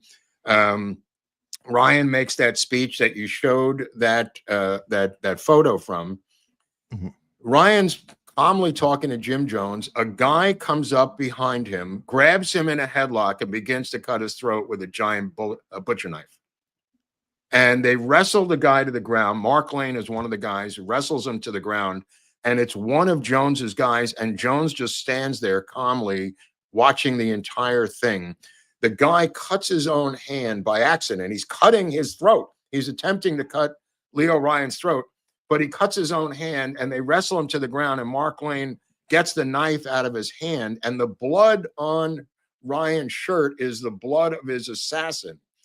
His buttons are ripped open on his shirt, which is see why his buttons are ripped open.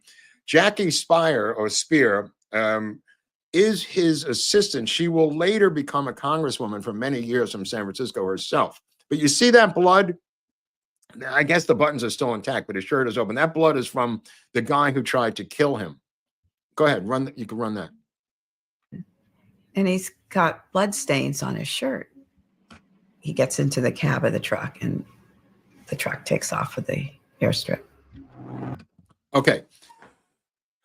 At the airstrip, they are trying to figure out they need another plane because there's too many people. Now, when somebody tries to talk rationally to Jim Jones saying, you've got 1,000 people here. It's just 20 people who are leaving. Let it go. Let it go. And he says, no, this is the end. They're going to come for us. And he's right. He's right. Even though it's 20, they're going to keep coming. And this is why these socialist experiments always fail, because it's either that's why nobody could leave the Soviet Union. That's why nobody could leave the Unification Church. That's why nobody could leave Chuck Dietrich's Synanon. That's why no one could leave the SLA, because once the veil is broken, the entire thing begins to fall apart through a domino effect. He knows this, Jim Jones. He wants to go back to the United States. What he wanted Mark Lane to do was find evidence so he could move back to the United States. He didn't like living in the middle of a jungle with it had absolutely no, showers and everything else. He had the house in Georgetown. They did have an upscale house in Georgetown. Now his son, who is Stephen Jones, who is totally alive today, totally a normal guy with a wife and 3 kids. He was part of a basketball team that they had created to play basketball against different teams. They were playing the Guyanese national team that weekend, and he was in Georgetown. His father gets on the shortwave demanding he come back to Jonestown, and he refuses. He had a contentious relationship with his father. He knew his father was insane. He completely disregarded his father and said, well, we're going to see what happens, because there's Sharon Amos is there in the house with her beautiful 21-year-old daughter, and this father is trying to get to see his daughter, and she's got 3 kids there. Sharon Amos was one of the most psychotic true believers in Jim Jones, and she was at the Georgetown house using the shortwave radio saying, your son doesn't want to come back, and the team doesn't want to come back. And that's what lets them to survive, by the way, is that they didn't go back. They didn't know what was going to. Smart enough to know, I'm not going to live with him. Yeah. But he didn't know what was going down, but he kind of did. And Sharon Amos will take her 3 kids into the bathroom, slash their throats, kill them, and then kill herself with the help of her own daughter, on orders to die from Jim Jones through a code word. So what happens is Congressman Ryan and the NBC News crew and Jackie Spear were all trying to figure out the arrangements on the plane when the truck pulls up with the killers ordered by Jim Jones to take out Congressman Ryan. And there is a little footage of that because the NBC cameraman was still alive shooting footage up until the second he was killed. Now, one of them, not all of them are killed, only 5 are killed. Some of them escape into the jungle. And one of the NBC News guys has written the book Raven, which is one of the best books on Jim Jones, by the way, for people who are interested. Now, I mean, think about even the board members of Georgetown. You know who was the head of the board of Jonestown? The Jonestown People's Temple Board. One of the top guys on the board of directors, Mort Halpern, Mark Halpern's father. Oh, Jesus. Yeah. Oh, yeah. That's right. Wow. I mean, there's these people who were making this legit. Larry Layton is the guy who was the only guy to go to jail for this thing, and it was 18 years in prison for him. But his wife, Carolyn Layton, was one of the inner circle masterminds with Anne Marie and Sharon Amos. In other words, he had an inner circle of women, just like Manson did with the Manson girls, just like they were doing with Patty Hearst and the Hearst girls. This guy, these women were worse than Jim Jones, according to the defectors. They were far worse. They would take children. This is what they did to discipline children, Eric. They had a hole, and Jim Jones would go, "You want to go in the hole?" This is Sharon Amos. Her and her daughter would cut their own throats. He would put kids upside down in a dirt hole in the jungle and seal the top overnight for discipline. I mean, the stuff they would, and he knew they were coming for him. What Mark Lane was doing involved with his group is beyond anything that's ever been explained. He wrote a book. He wrote this book, which is called The Strongest Poison, about his survival in the Jonestown. Okay, so Mark Lane and Charles Gary are ordered to be taken by the guards to a shack in the back of the facility. I sent you a little map. I don't know if you could show just the geographics of where this shack is. Mark Lane and Charles Gary are taken by armed guards to one of these shacks that was on the grounds there, and they're put into the shack, and they can hear the killing going on. Yeah, there it is, up the guest east house. You see that guest east house, the blue house? Okay, that's where Mark Lane is taken by guards with Charles Gary, and they can hear the death tape. The death tape, for people who are not hip to Jonestown, there's a famous tape where it's on Wikipedia. Yeah, you can listen to it, and it's the last hours of Jim Jones broadcasting to everyone to drink the Kool-Aid. Of course, drinking the Kool-Aid, that's where the phrase comes from drinking the Kool-Aid. They had imported thousands of pounds of potassium cyanide, and they mixed it with sedatives and also other drugs into the vats with the Flavor Aid. It wasn't really Kool-Aid. It was actually a knockoff called Flavor Aid, which is something too cheap to buy the name brand. They were too cheap to buy the name brand.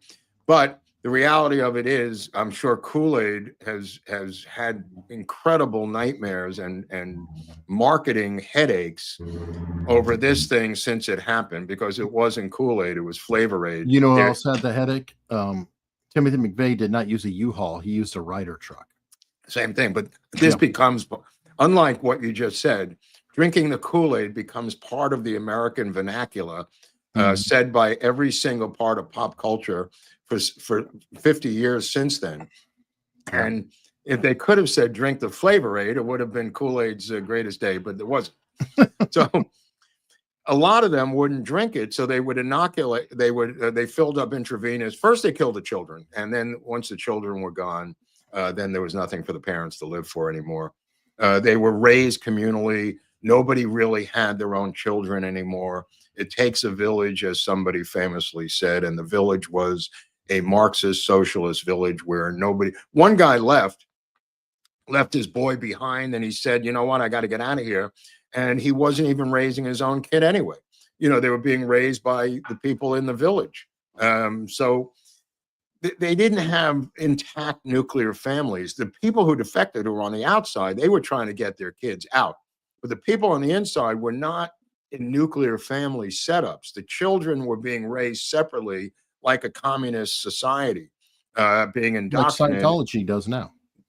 All of these are the same. That's what I'm trying to say. They're all the same.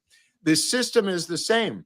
It's all a socialist system. They had a newspaper, the People's Temple. They preach socialism nonstop. This is their secret symbol. This is their bat signal. Look at the other symbols that they all have. a different variation on these symbols. It's very similar in design. The On the one on the right, Scientology, especially, yeah. Eden's. well, this one here, and then yeah. if you just extend the cross, that's Yeah, oh, yeah. Scientology. Yeah. You shrink the cross back up, and you got Heaven's Gate. Yeah. Now, okay, so Mark Lane and Charles Gary are taken to this thing, and they're hearing the screams, they're hearing the gunshots, and Charles Gary and Mark Lane are not friends. They're kind of like nemesises, right? So Mark Lane brilliantly comes up with this scheme where he says to the guard, everyone's going to die tonight. He says, yes, it's a revolutionary exercise that we're going to commit here. And they're calling it revolutionary upicide to leave a message to the world. Okay. One of the women comes forward and says, can we not get the Soviets to airlift us out of here? And Jim Jones goes, there is no code. There's no Soviets coming. We can't get, and she's kind of stunned because the plan was always, if the shit hits the fan, the Soviets would airlift them out of there to the Soviet Union. And he said, I don't have the code, and we all just have to die, honey, and die with dignity. And he keeps rambling on the death tape, which Mark Lane hears.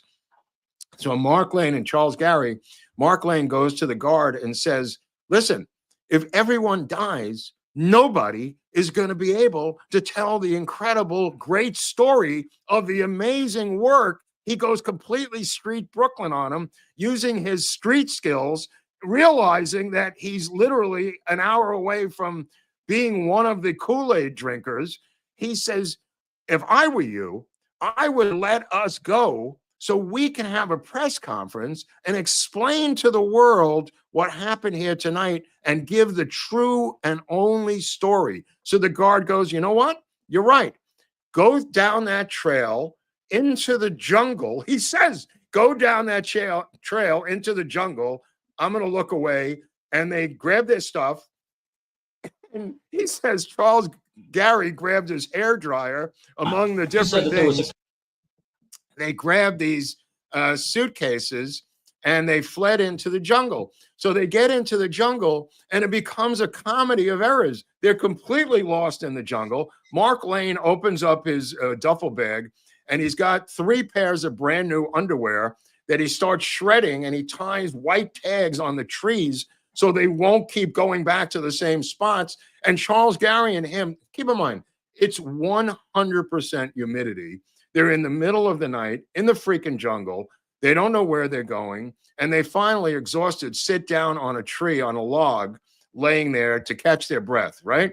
So Charles Gary says, I got a couple of questions to ask you. And he goes, about what? He goes, about the JFK assassination. He goes, you think this is a good place to do it? Well, these are annoying questions. Why not now? We're taking a break anyway. And he begins to ask Mark Lane, and it becomes like Crosby and Hope, one of those road pictures where Crosby and Hope are on the road to Zanzibar. And as you're reading this, you're going, it's like Bob Hope and Bing Crosby on one of those road pictures, Eric.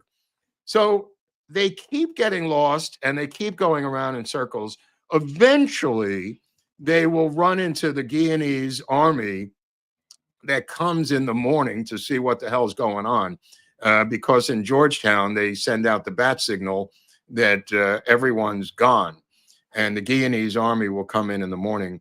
And they will also find Mark Lane with Gary, and they will airlift them out of there back to the United States. Charles Gary will give a press conference. I don't know if you have a clip of that once he gets back to San Francisco. I do, but I've got to show the other thing that you sent me. Which go ahead. I forgot what I showed you. Go ahead. Well, you made the joke, and I was trying to pull it up, but I got locked up. This is Hope and Crosby on the road to Zanzibar, which was what reminded me of Mark Lane and Charles Gary, these 2 urban characters in the middle of a jungle in Guyana, and him on a tree talking about the Kennedy assassination. Mark Lane said it was funny, and I agree, it was extremely funny, except for the things that were going on around them. Now, this is a little clip of Charles Gary back in San Francisco having a press conference after. A couple of them, they're all kind of chopped up. Yeah, so they're a little chopped up. Off, let's show a little bit of it. Hear what he is. You said that there was a conspiracy by the government to get at Jim Jones And apparently the conspiracy was by Jim Jones to make sure that no one found out what was going on inside. You said that people were free to come and go, and apparently they were not. Does that harm your credibility? Well, let's take one thing at a time. If a person has been nonviolent for years and years and his entire action has been that's the last that I remember until Sunday night. Mark and I got out of the jungle where when we thought it would be safe to get on the road, and we got to the port here inside of the headquarters, did not know what had happened until I related to them what I've been relating to you. And they're in a state of shock, and they don't know what to say and what to think. You understand that these men and women here have been dedicated, and they've been dedicated to the cause of socialism, to a better way of life, and this comes to them as a complete shock and a surprise.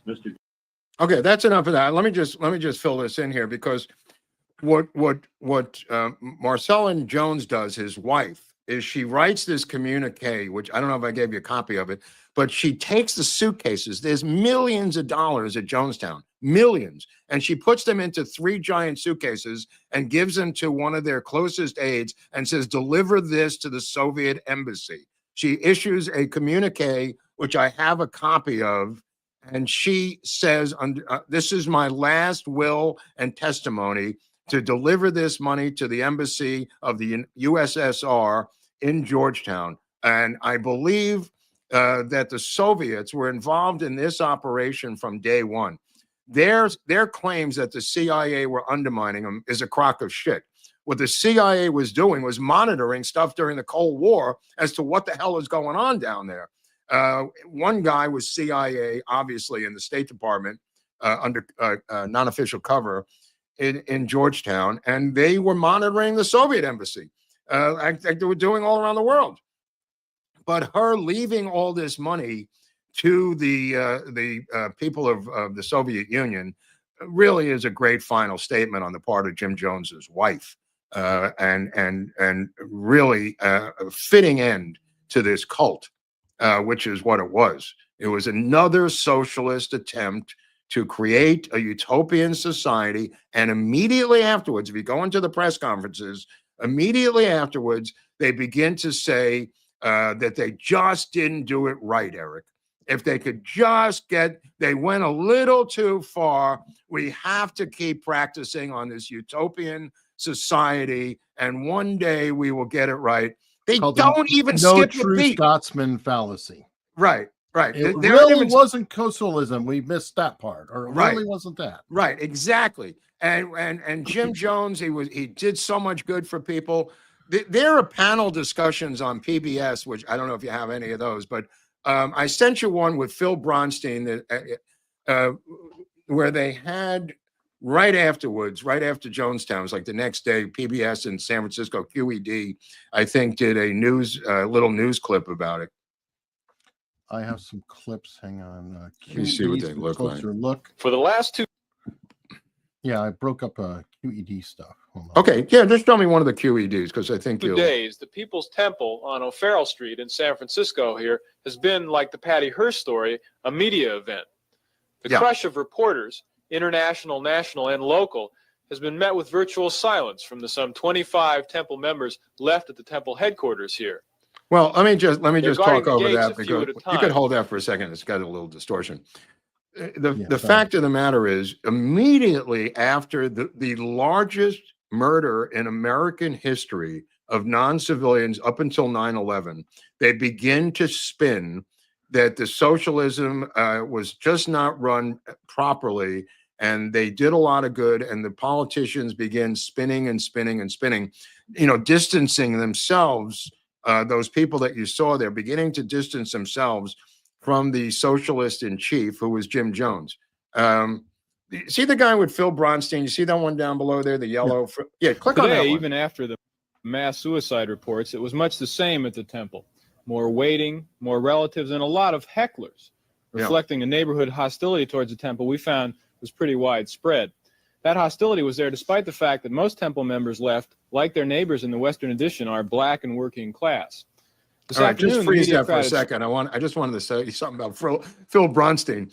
Phil Bronstein, this guy here, will later become editor of the San Francisco Chronicle. He will later develop a relationship with Sharon Stone. He will later, a number of years ago, be taken to the LA Zoo right by my house as a surprise birthday party by Sharon Stone, who will somehow, using celebrity status, allow him to get into the cage with the Komodo dragon as his birthday present. The Komodo dragon will then immediately eat both his feet, this man here, and he will be flown out by helicopter from right over here in Griffith Park from the zoo to Cedars-Sinai Hospital to get surgically new feet put on because of his girlfriend, Sharon Stone, a celebrity who bribed the guards to let him into the cage with the Komodo dragon. That man, Phil Bronstein, to this day, has no feet because he believed in Sharon Stone. That's a hell of a side story. Okay, now let's get back. Now we got to get back to the other part of the story. Forget about Phil Bronstein for a second, because I want to get back to Arcadia.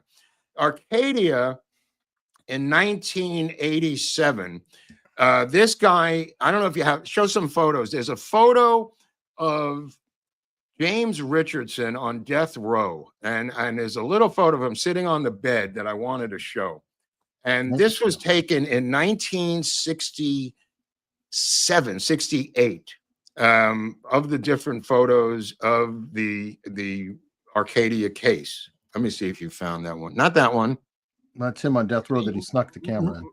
Right, but there's one where he's sitting on the bed. Shoot, hang on. Anyway, regardless of that, the situation is Mark Lane had a exact same Minox spy camera as Lee Harvey Oswald had, and he smuggled it into death row to take some photos of James Richardson. And Mark Lane begins to investigate this case of James Richardson. In 1987, it is brought to a head because of the following story. There is a woman who lives next door. I think her name was Bess, and this is really the one that he smuggled in. This is really the death row photo that I remember seeing years ago. This photo of him is kept by Mark Lane for years. In 1987, Mark Lane meets a guy who worked in the DA's office in Arcadia and worked in the police chief's office. And it turns out that, make a long story short, it turns out that this woman who lived next door was the babysitter for the 7 children. And she had it in for James Richardson. This is not her, but James Richardson. Bessie Reese. Bessie Reese. Okay, Bessie Reese will lose her mind. She will eventually get Alzheimer's. But Bessie Reese had it in for James Richardson, which was really tangential. James Richardson drove her husband to a place where he had a mistress, and then he went his own way, and her husband hooked up with this mistress.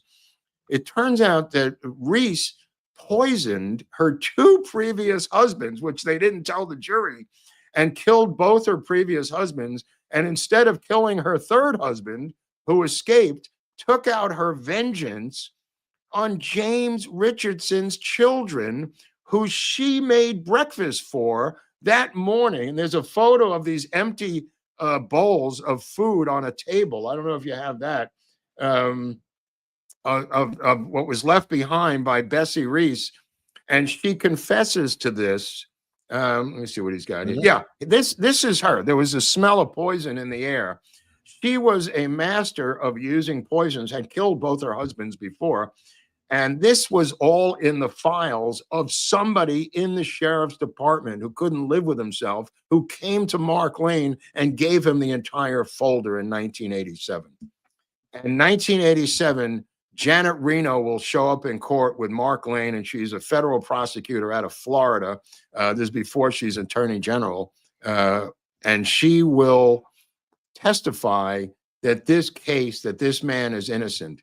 And he has spent all of this time in prison on death row. The only reason he wasn't electrocuted was because of the fact that the death penalty was overturned. So he had to remain in prison for 20 years onto this false confession. Bessie Reese's daughter, who I think was about 19, here's Janet Reno at the time. Bessie Reese's daughter was 19, was having an affair with the sheriff. And the reason the sheriff did this was to cover up his own affair with his black young teenage girl in Arcadia, Florida. So Mark Lane is in court the day that James Richardson comes out with him. And he said it was the greatest moment of his life.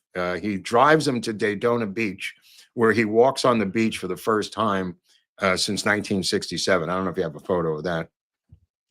Yeah, this is literally hours after James Richardson is freed. Mark Lane drives with him to Daytona Beach, Florida. And he literally walks on the beach for the first time in 20 years. A complete frame up by the sheriff simply because he was having an affair with the daughter. This is in court as they're being freed from the sheriff's department, which Mark Lane called it the greatest moment of his life. Despite all this other stuff, this particular case, which is basically unheralded and not really talked about, was, according to him and his father, the greatest moment of his life. Makes sense. I mean, it was actual justice. It was actual justice. It was not political, had nothing to do with conspiracies, had nothing to do with Jim Jones or James Earl Ray or Raoul or anything. There was no politics involved. It was simple, absolutely documented justice that he was able to cut through by being an attorney. Now, that being said, this guy, I want to jump to this book called Miami Babylon. Let's jump to 1995 because it's only like 6 years later. 1995, this book comes out, and guilty of misleading the American public is the ad. And there's a picture of Mark Lane. And there's underneath this picture, like a mugshot, it says guilty of misleading the American public. And it's a book by Gerald Posner called Case Closed. This is the campaign of Random House by this weasel. The book sells through the roof. It is a book revered by people such as Ben Shapiro and Vincent Bugliosi and others as the book that creates and substantiates the lone nut theory of the Warren Commission. Posner writes this book, and he is Random House is sued by Mark Lane for defamation of character. He does not win the suit. He does not win the suit. However, cut to the year 2010. There's a book that came out called Miami Babylon, and it's by there's a book comes out by Posner, and it's by Miami, by a ripoff of a book by a guy named Frank Owens. And Frank Owens had written a book, and he sued Posner because his 2003 book called Clubland, Posner steals tons of stuff out of that book for his book, Miami Babylon, about nightclubs and coke and drugs in Miami, right? So he is guilty of plagiarism in that book. Now, what does he do? Posner is now the chief investigative reporter for something called the Daily Beast. And he is accused of this plagiarism. And he says, what am I going to do? This is the end of my career. I better hire a lawyer. So he hires Mark Lane. Gerald Posner hires, this is the book, he hires Mark Lane to defend him. And people go batshit crazy, saying, how could you, Mark Lane, defend this guy who's written the #1 book denying your entire existence as a JFK researcher? And Mark Lane says, justice is justice. And he said, every man deserves a lawyer. It's the same as his case with Cardo. Cardo, who owned Liberty Lobby, was an extreme Minuteman, Bircher, anti-Semite. And people said, how could you defend him? They said the same thing to Dershowitz about Klaus Bülow, Eric. They said the same thing about Dershowitz with Donald Trump. That's why I said the closest thing I could think of with Mark Lane is Dershowitz. Posner hires rush to judgment author Mark Lane in plagiarism case, which is really interesting because he's an admitted plagiarist. You talk about strange bedfellows here. It's just a fascinating story, but Mark Lane, at the end of the day, was a civil rights attorney and a pure attorney that got sidetracked into some of the most crazy stories in the history of American pop culture, in my humble opinion. He, will live this incredible life that takes him literally through American history up until 2016, when he dies of a heart attack. But what a life. Going from, literally back in the 1930s into World War II up until 2016. He's at every single place, every single hotspot in American political history. And Forrest some Gump. of them we've never heard of before. He's Forrest Gump. He's Forrest Gumpy. He's kind of gumpy. He really is. He really is. Amazing, amazing story. Well, I guess that wraps up his basic story, which is quite a big story, and we even had to rush this. We needed We had to rush it at the end. Yeah.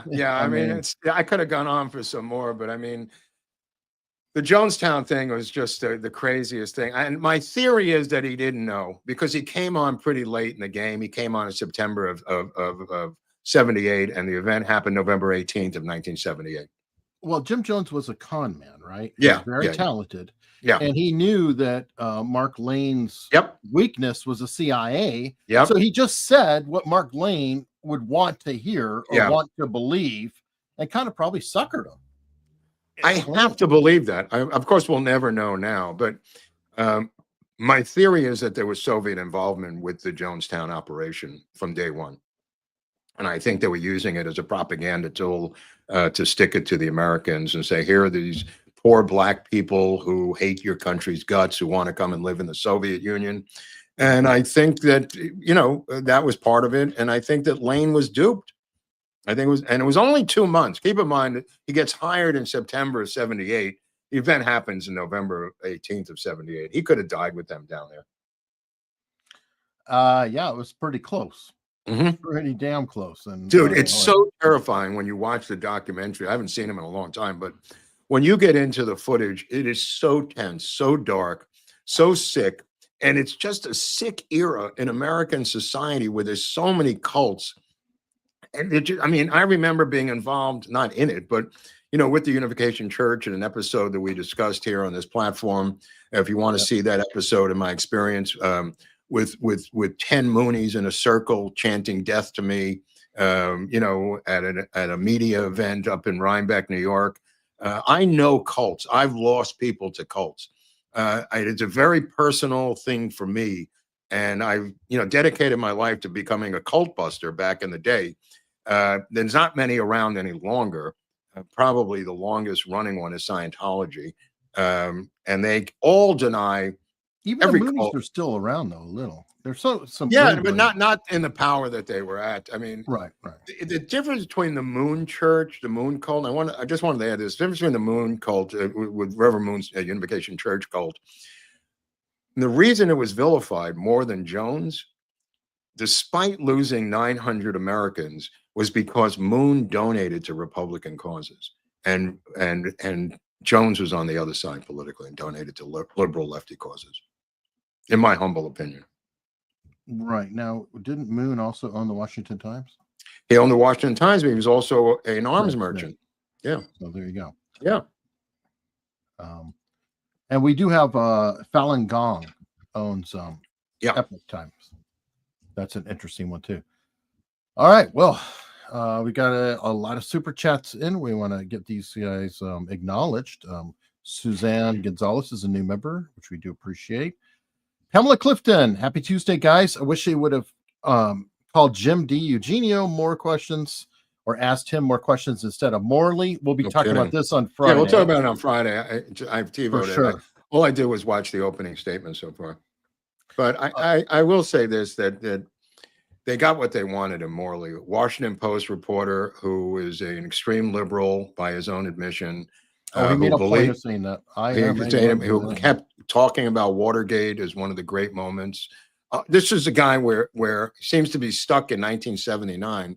and that Oswald was, of course, in Mexico City visiting the Cuban and Russian embassies. Other than that, he's a complete expert on the assassination. Bass player 2011 FI. He worked for Jim Jones. That's it. Great show, everyone. Okay. Well, a lot of people work for Jim Jones, so Yeah. I mean, well, I mean, that's the scary thing is if you look at all of the royalty in the San Francisco area, so to speak. I I mean, was that's looking why for a picture of Pelosi and him. You know, there was, I didn't find any of Pelosi. There was one of Dianne Feinstein I couldn't find, and there was also ones with him and Barbara Boxer that I couldn't find. But they all probably scrubbed the shit out of him when the stuff happened. But and I think this would allow Mark Lane some comfort into being hired by the guy and some belief that, look, he starts from nowhere. He hasn't done any investigation. Maybe the CIA, like he said, I'll just tell you the best one of all. Jim Jones is attacked and a guy shoots him. This is in the church in San Francisco. He is shot. He's laying in the parking lot, bleeding profusely. The church is filled with people. His bodyguard comes in, goes up to the pulpit, holds up his white bloody shirt with blood all over it, 2 bullet holes in it, holds it up to the congregation. They go batshit crazy, wailing their asses off. In comes Jim Jones, completely dressed in a different outfit, saying, "I've healed myself. I am the Lord." Okay, that's who we're dealing with. And that was 5 years before this, before Jonestown. Well, I was going to make the comparison and not in the sense that he could have seen him as like a Pat Robertson is seen on the right. And I'm not saying Pat Robertson's crazy like that. No. I'm just saying a major religious figure who has a huge following.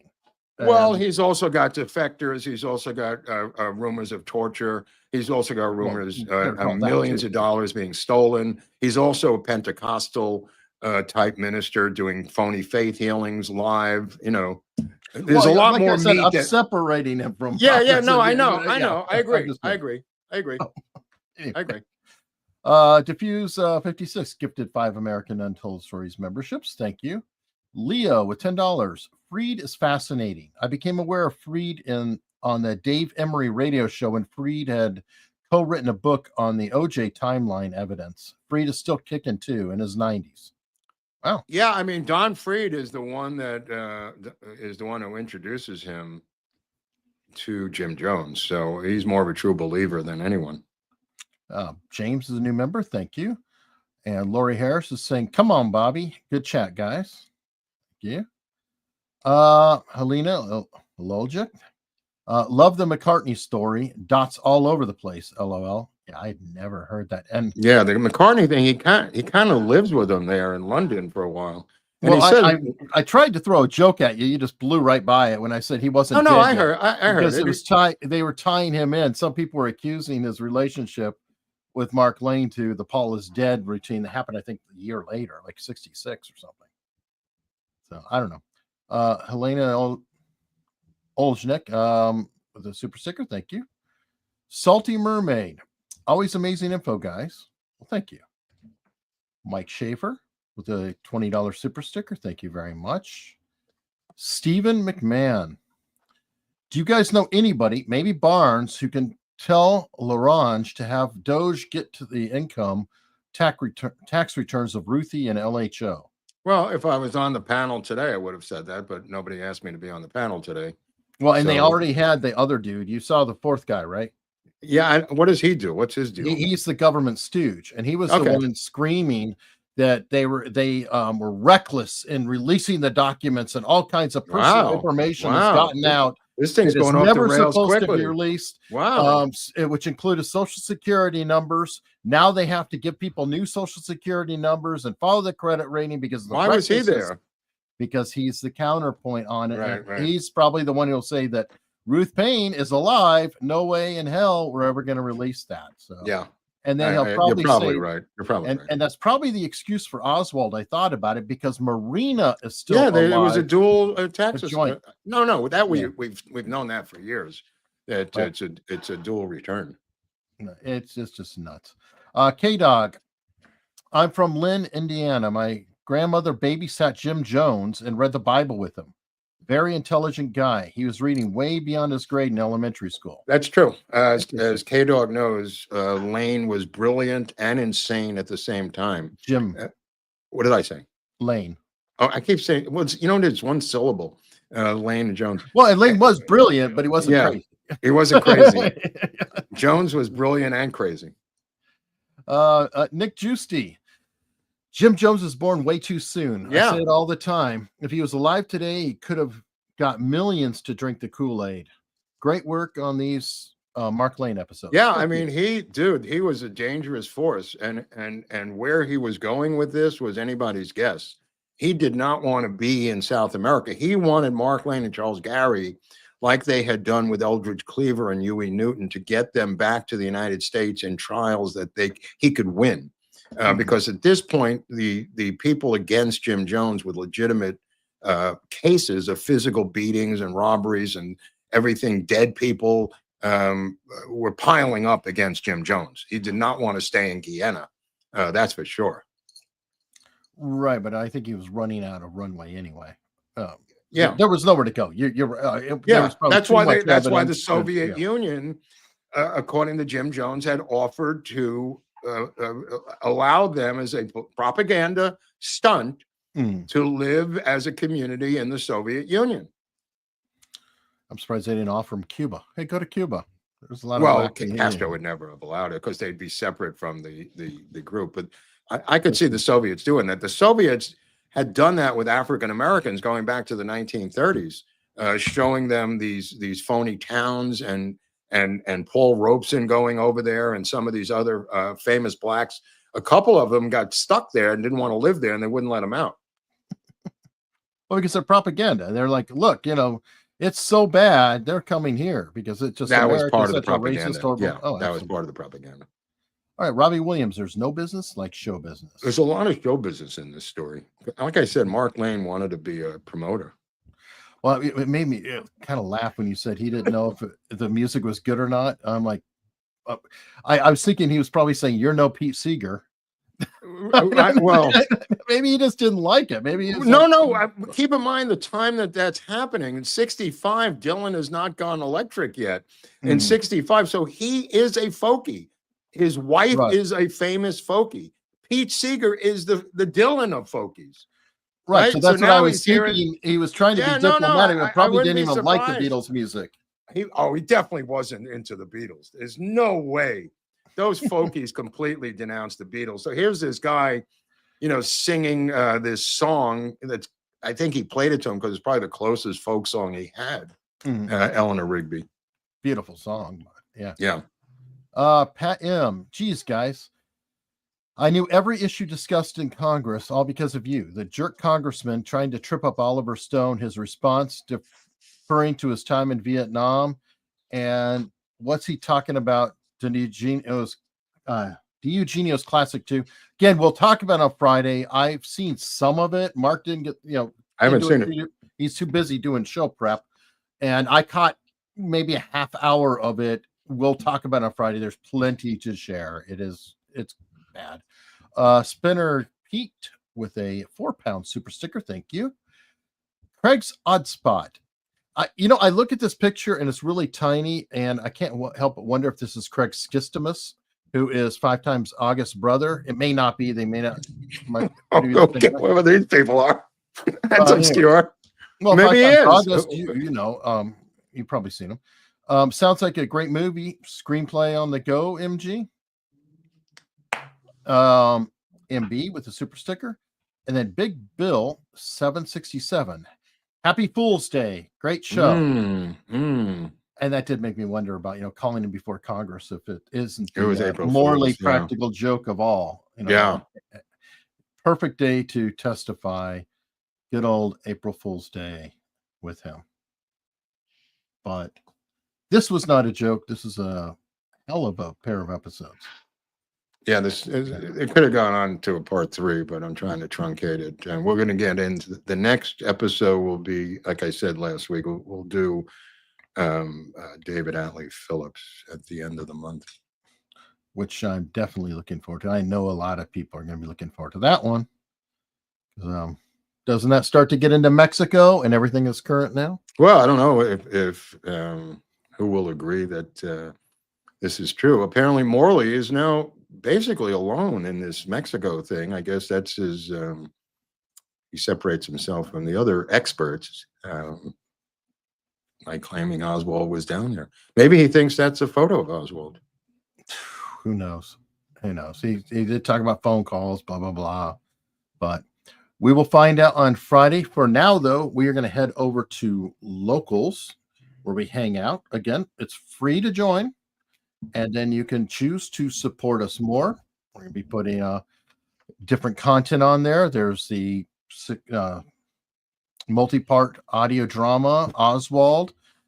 LBJ final check is being done before that gets posted up. And hey, can't these people subscribe to the channel? They can. Okay, I just want to make sure we may actually hit 24,000. It's been a couple months, and and we were within 100 of 24,000. So in a week or two, maybe. Okay. At the rate we're going, but absolutely subscribe down below. It's free right here, or follow if it's Rumble. I think it's called following on Rumble. Subscribe. We'd love to have you. And for now, we're going to head over to Locals and hang out with the peeps there.